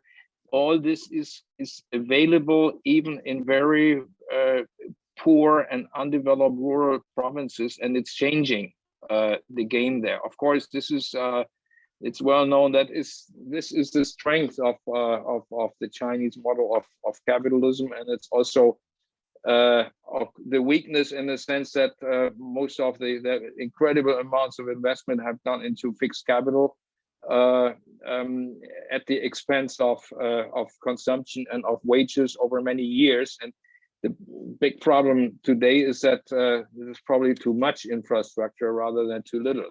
Yeah, and the question is how to fill it. Tommaso's question, the changing value chain, you are right. Tesla is as the market leader now is rather traditional in its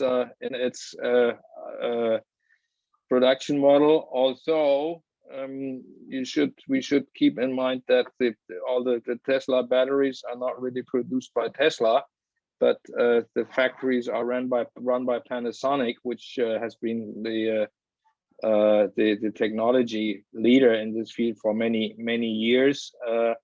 And Tesla itself does not have the production know-how to make batteries. In China, they get a lot of they work with the mass producers, especially Ningde Shidai, CATL, and they have built a network for this. The key thing is that the value chain, you must put Tesla in the perspective, of course, that it's only it represents a very limited part of the new energy vehicle market. It's basically the leader in luxury cars, and but it does not cover all the whole spectrum of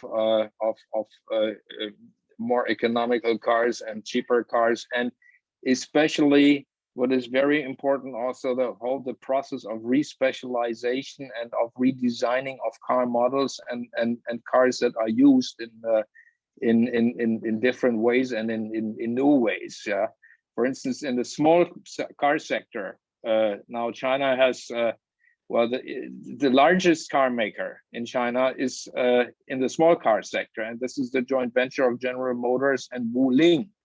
And Wuling is the maker of these little minivans. When you have been to China once, you've seen them everywhere.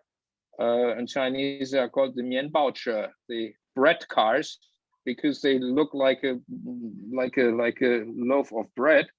And this company now is making a small, low price, low cost, and low everything mini car, little bit similar to maybe to Mercedes-Benz smart cars or something, even smaller. And this is also in China. And there's a lot of other cars of this kind. They are also the whole, that are made now for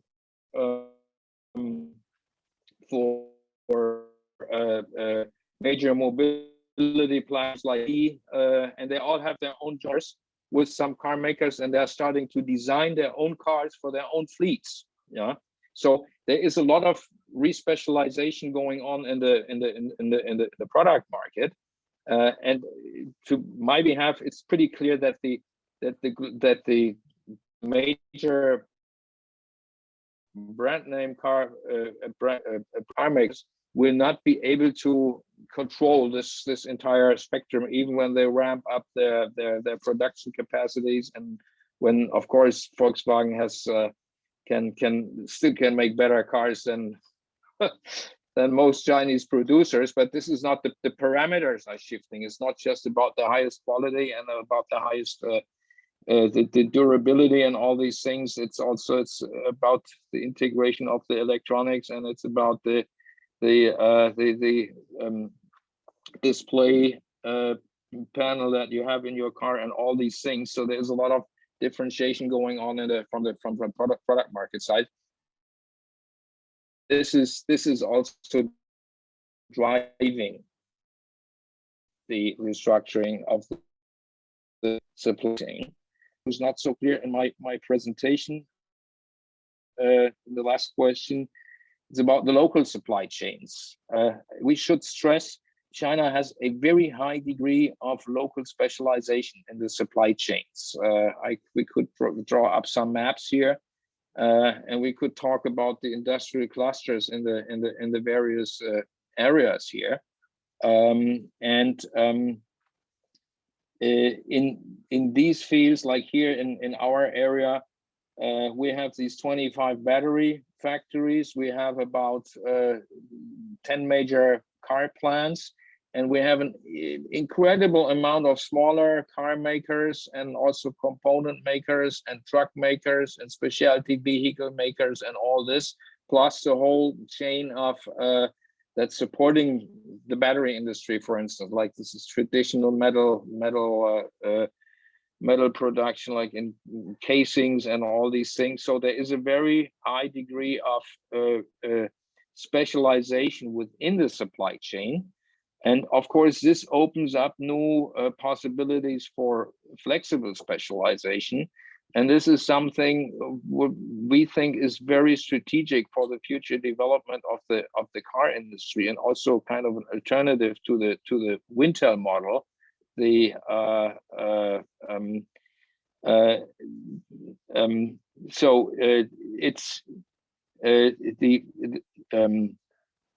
It's this differentiation of the product market and the supply chains, which opens up a lot of new possibility of specializations for local players and for specific markets. And this is something the Chinese government should support also in order to maintain a diverse development and to move towards diversified. And I think this is something that can also be learned in Europe or in the United States. Industrial policy should not primarily about adopting or entering the global race for some of these key components and paying all these subsidies for this, but it should be about promoting vertical specialization and flexible specialization within the car industry, and also to cater and to serve local needs. Yeah, a couple of interesting examples for this. I don't go into this in detail, but the question of flexible specialization really becomes a strategic one, also as an alternative to the emergence of this Wintel or Foxconn type model of mass production that we're seeing here.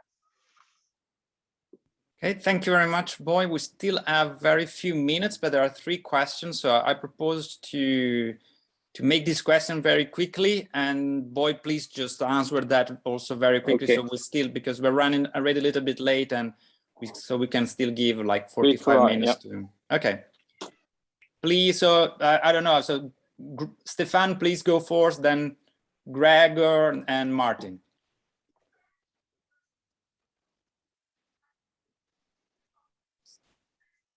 Stefan, I don't hear you. You're on mute. Thank you, Boy.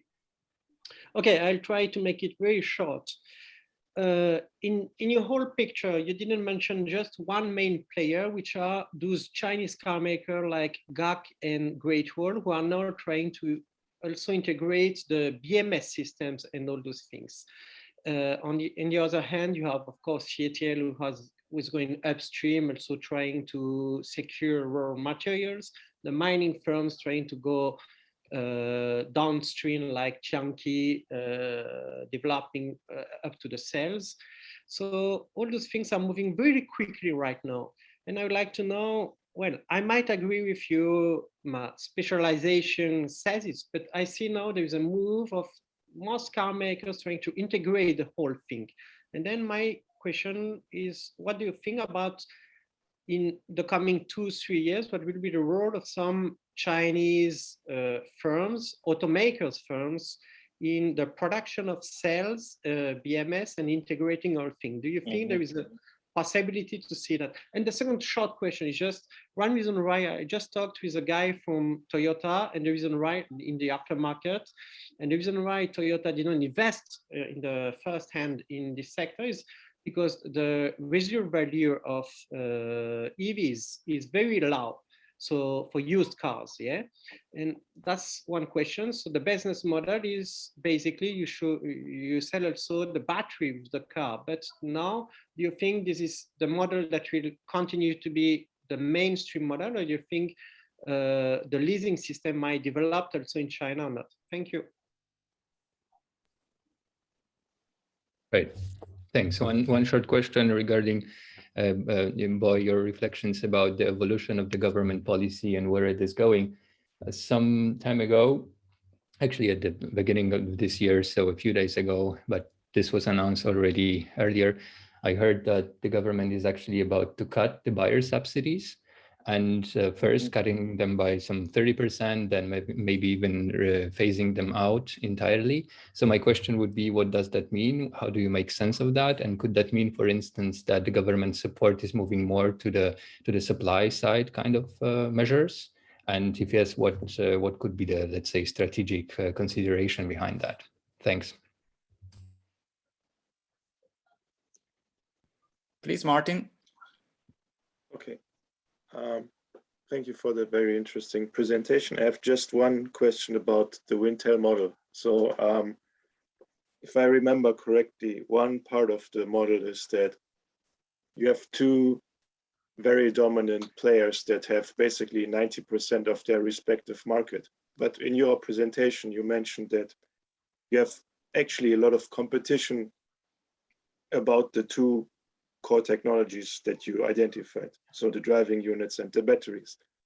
And my question would just be, when you choose the label of Wintel, do you think that there's going to be a similar situation in the near future, that one of the battery makers and one of the digital driving companies is going to take the major share of the whole market or not? Thank you. Great question, but short time to answer, Boy. Yeah.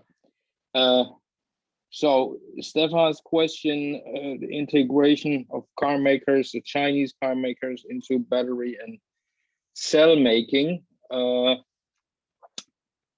don't see this. I see this as pretty much, it goes along the line of the that we see globally, so that the big car makers are trying to basically get the cells on the base from external suppliers, or try to build some kind of close supplier relationships. Like here we have, for instance, in Guangzhou Automotive now has a joint venture with CATL in making batteries for the whole variety of Guangzhou Automotive cars, and that's a lot because it's also trucks and buses and taxis and everything. And I see this pretty much as the also as the dominant model in China. And the major reason against for this is that the production know-how in making batteries is very specialized, coming out of the someone in my picture here, coming out of the experience of mass producing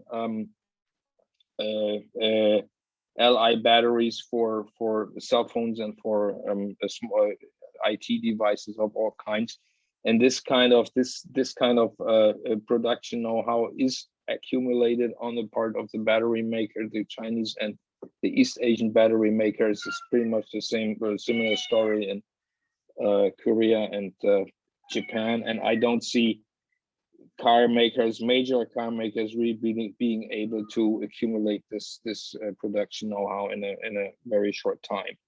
So Gregor's question, yes, the message is the buyer's subsidies will be phased out. That's the whole thing. And behind this is just this, it means that the Chinese government is pretty confident that the market or the whole dynamics now is self-supporting. And you can see, well, this is a classical industrial policy of, government support for the catch up, and once the thing is flying, you can withdraw the subsidies, at least on the buyer side. Of course, there are all kinds of industrial policies to keep the development going and keep the innovation chain going. But it's pretty clear that the shift is now from buyer subsidies to industrial policies, and the question is, and this opens a lot of strategic opportunities, yeah. And the driving units, the last question, I see that I said this, and I can only repeat it from my presentation. The process of vertical reconsolidation is not so clear in that field, yeah. In batteries, the shape of the new industry segment is pretty established now, yeah.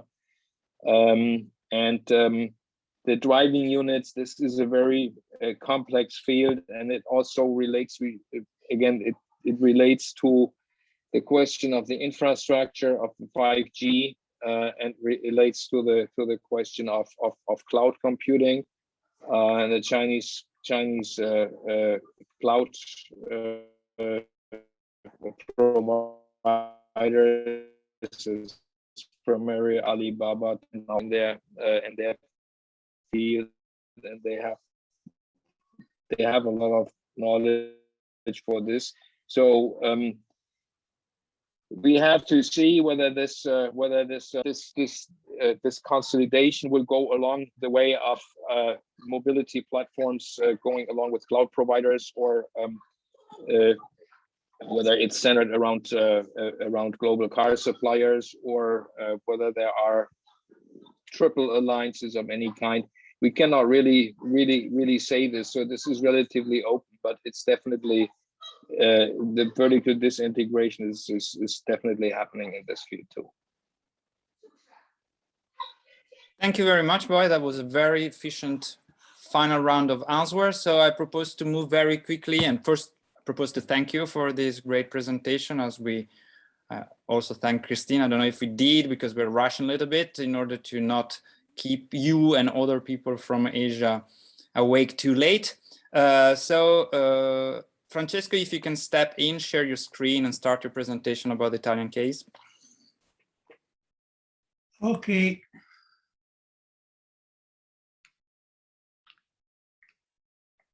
Can you see? Yes, it works. Okay. So my presentation is a bit different from the other ones, because I'm focusing on the Italian National Recovery and Resilience Plan. Also because in Europe, this kind of, there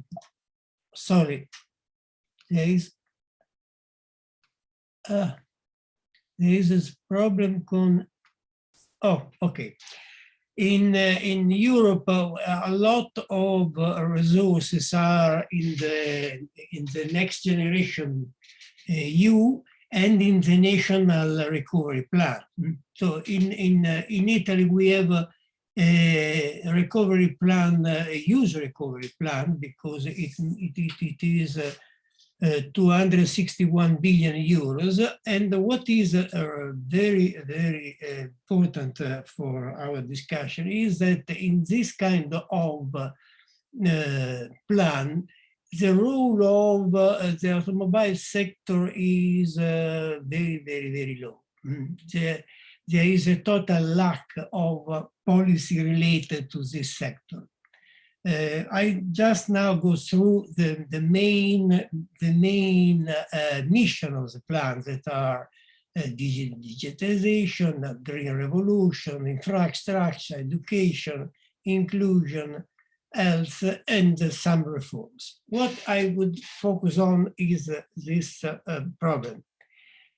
First of all, in Italy, we have traditionally a weakness of the Italian public administration, because we have not a medium and long-term planning in many relevant areas, and this is different from other European countries. So the possibility for the Italian public administration to create a long-term planning is not so big. And what is very relevant is that in the plan, the basic approach is not a classical approach to industrial policy, but to rely only on the business and market forces as the main drivers of innovation. So there are a lack of clear choices on industrial policy, and basically the main instrument of the plan are the horizontal incentive and measures intervention of the infrastructure. And probably if you have to make a clear distinction, the state is assuming its own responsibility for the infrastructure. So on the topic of infrastructure, you can find in the Italian plan some clear defined objectives and a clear timing. When you are looking at the industrial sector and for instance, on the automobile sector, you have nothing but this kind of horizontal incentive. To be more clear, if you look at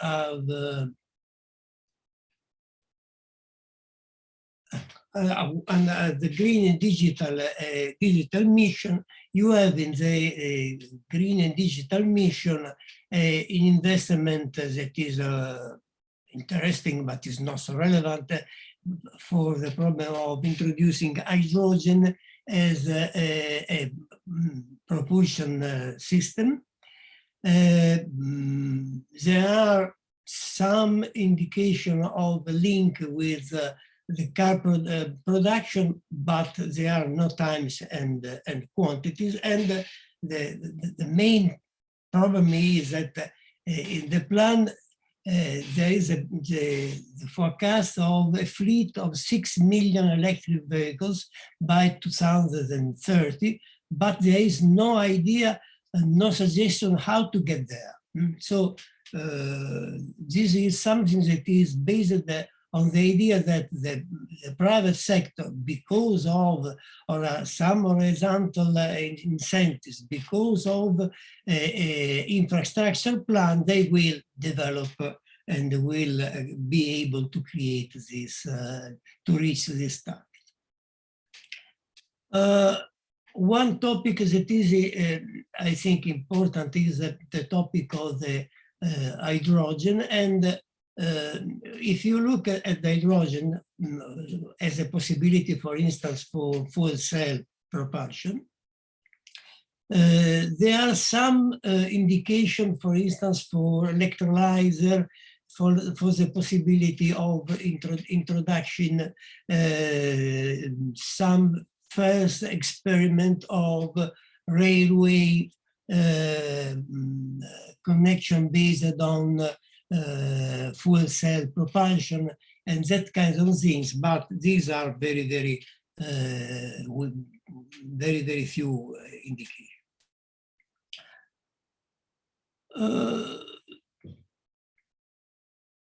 If you look specifically to automobile industry and the road freight transport, basically the idea is to introduce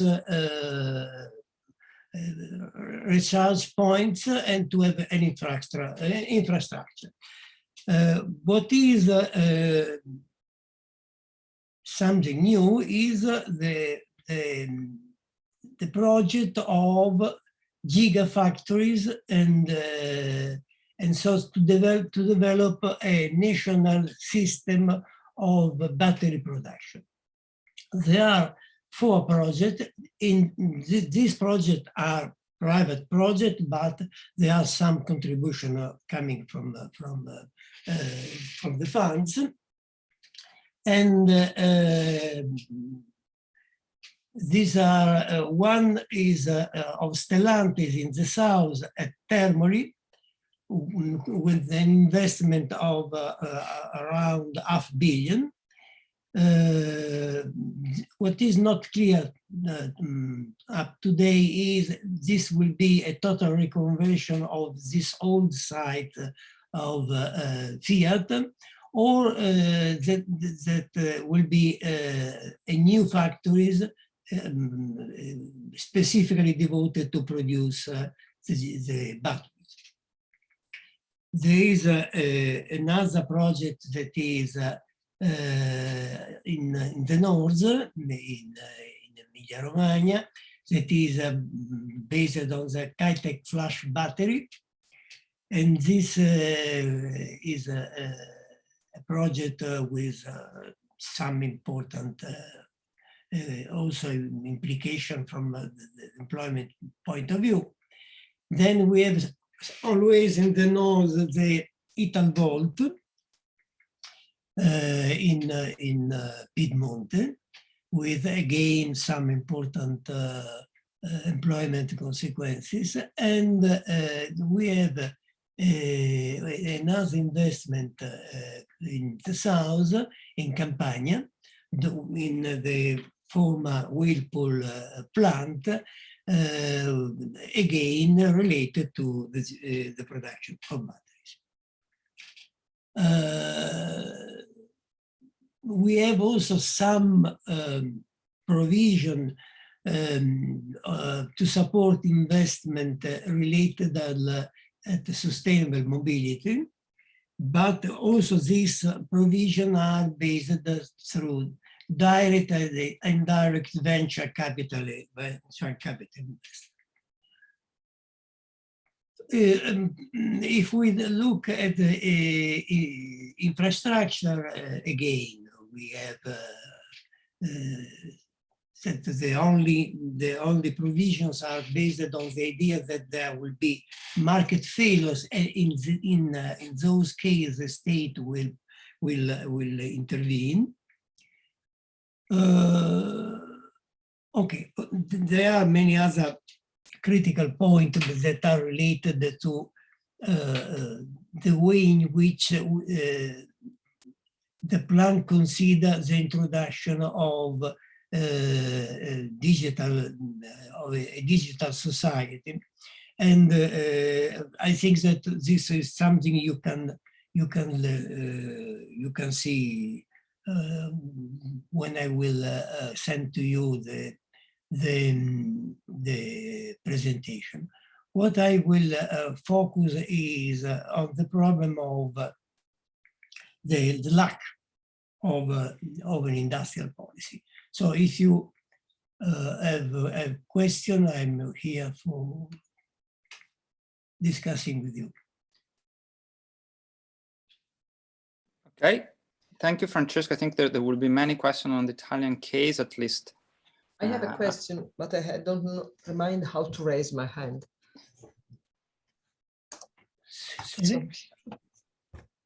I don't remember. Please, Margherita, go ahead. I think we can start. The round. So sorry. Many thanks, Francesco.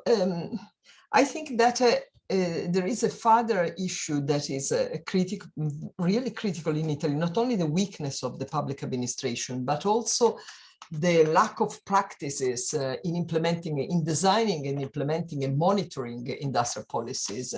And this is something that is quite critical when we have to act quickly and in an effective way.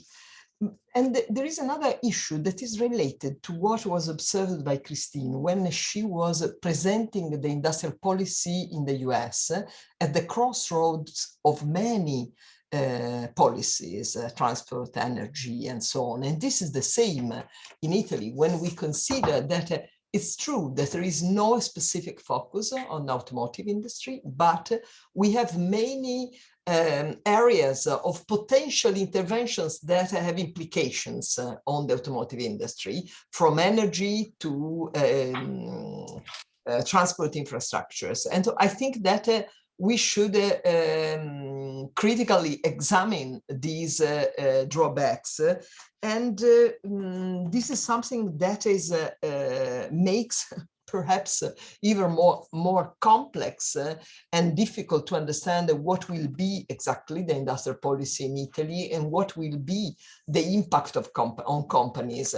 To conclude, while in the case of the United States, I was impressed by the level of uncertainty that was put by the huge amount of money, but uncertain in terms of a possibility of mobilizing investment in the various areas from companies. In Italy, I see the opposite. Well, there is a relevant amount of money, but a complete uncertainty on which are the directions in which companies can move, because it's not clear what they will find as a target for them. So I was wondering if this could be a way of studying, not answering, but studying the current national plan.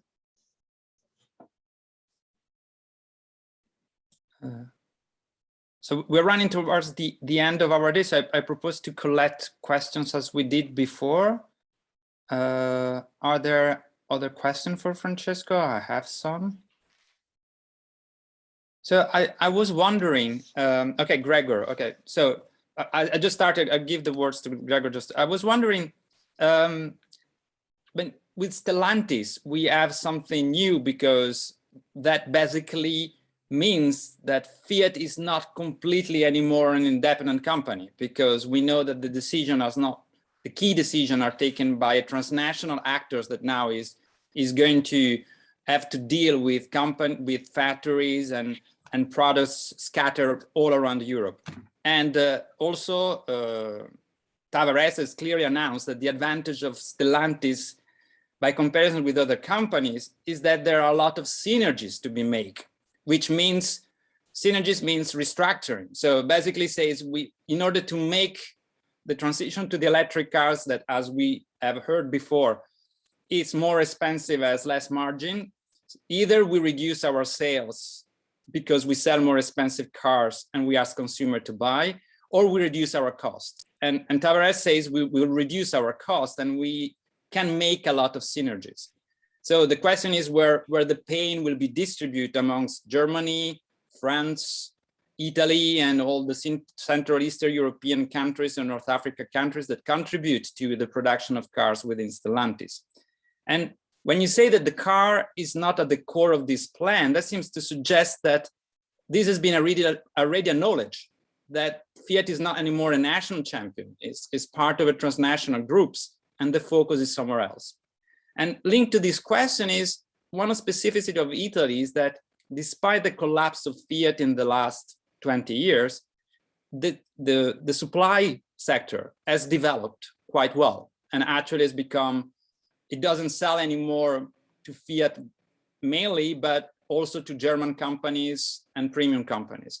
So my question is, if Fiat is not asking to put the car industry at the core of the project, what about the suppliers which have become more active? Is there something coming up from them and which is different from the point of view of Stellantis? So that would be my questions. And then Gregor, and then Lorenzo.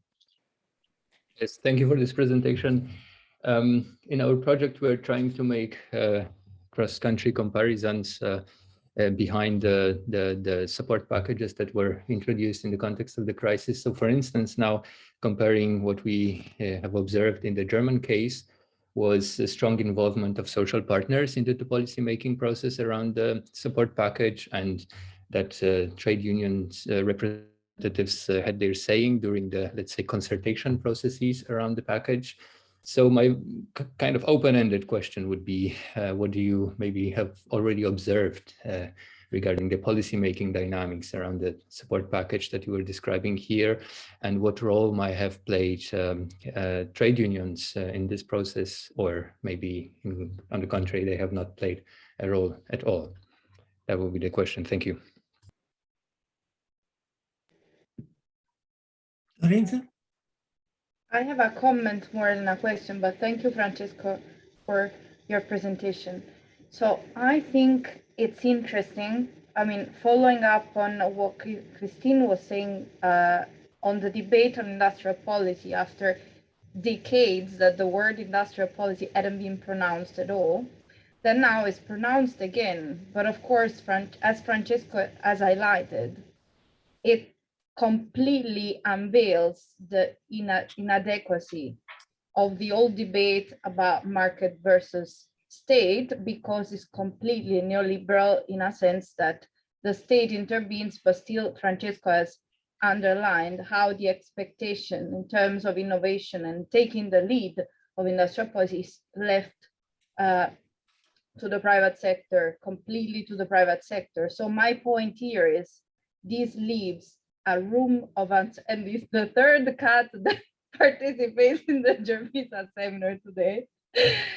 This creates a room for uncertainty and risk that is much higher than before, and in a period of crisis makes all these plans very vulnerable in a sense. So my question or point here is, what control mechanisms do we have, if there is any, in this kind of plan to avoid, of course, to contain this risk? Because of course we know our countries, we know how many times investments are promised that doesn't take place, or that becomes 20 years rather than 5, etc. So what kind of control mechanism we have to make sure that these recovery plans deliver and don't become only promises? Because on paper, these investment promises are very interesting. Although unemployment, I would say we should consider a net balance of employment losses before against these promises to create employment, because some of these sites were disastrous before. Thank you. Can I go? And a final question by our friend Giulio. Scusa Giulio, ero visto. Giulio, are you there? We don't hear you. Yeah, it was on mute. So my question for Francesco is if you can explain what you mean for industrial policy, because you stressed it a lot in your presentation. Because I have the data about the questionnaire we sent to the Italian suppliers of the automotive industry, and it seems that some of the policy that the Italian adopted in this last period, most of them were agreed about this policy. For instance, more than 50% agreed about the stimulus for the demand of new cars, or about Industry 4.0, or about the incentive for R&D. And of course, these are more general policies, not focused on the automotive industry. So if you can explain more what you mean about this. Okay, first of all, I completely agree with Margherita, so I will not add anything to what Margherita already said. I think that the key point is what Tommaso asked and suggested. You have to consider that in Italy, the main OEM, is no more a national player. Is a player that was bought by a French company, and to make clear what this implies, for instance, the last statement from one of the managers of Stellantis was that if in Italy there will be a cut of the production around 25%, as it happened last year, the next move will be to close plants and to reduce employment in Italy. This is a clear illustration. What does it mean that we have no more a national player? The suppliers, as already was said, the suppliers in Italy are related no more to the national, only to the national players, because there are also other players, but they are related to an integrated European system that is not only German. It is a European-wide system, and this is the second. Third point, trade unions. In Italy, the trade unions are demanding, and they did 2 weeks ago. Again, they asked to be in the process of decision, but there is no way. Also because the main problem, and it is what Tommaso was saying at the beginning, the government, in order to give an answer to the trade union questions, should consider to afford the problem of, for instance, the simple fact that the French state is part of the ownership of Stellantis, with a quote, and on the Italian side there is nothing. Just to make clear one point that is a critical point, because this is something important if you have to take some decision. So, if you consider all these questions, I think that we have to consider that more than a neoliberal policies, we are in a situation in which the state is missing a role because there are other players playing a role, and these players are European-wide players. I'm not considering that the global, I'm considering just Europe. European-wide players, and these players, they are deciding the way in which to organize the food sector. So to have an industrial policy means, according to my opinion, two things. The first is that this should be no more only a national policy. So there is a problem of coordination at the European level, because if the field is a European integrated field, if you will make something that is realistic, you should be able to operate at the same level, of the problem. This is the first question. The second question is, the second way of holding the industrial policy is what, in this case, there is a good example that is a German case. In the German case, you have, first of all, the inclusion of trade unions as a way of for the problem. Okay, but there are also some specific and precise objectives with a precise timing, and this is missing in the Italian case.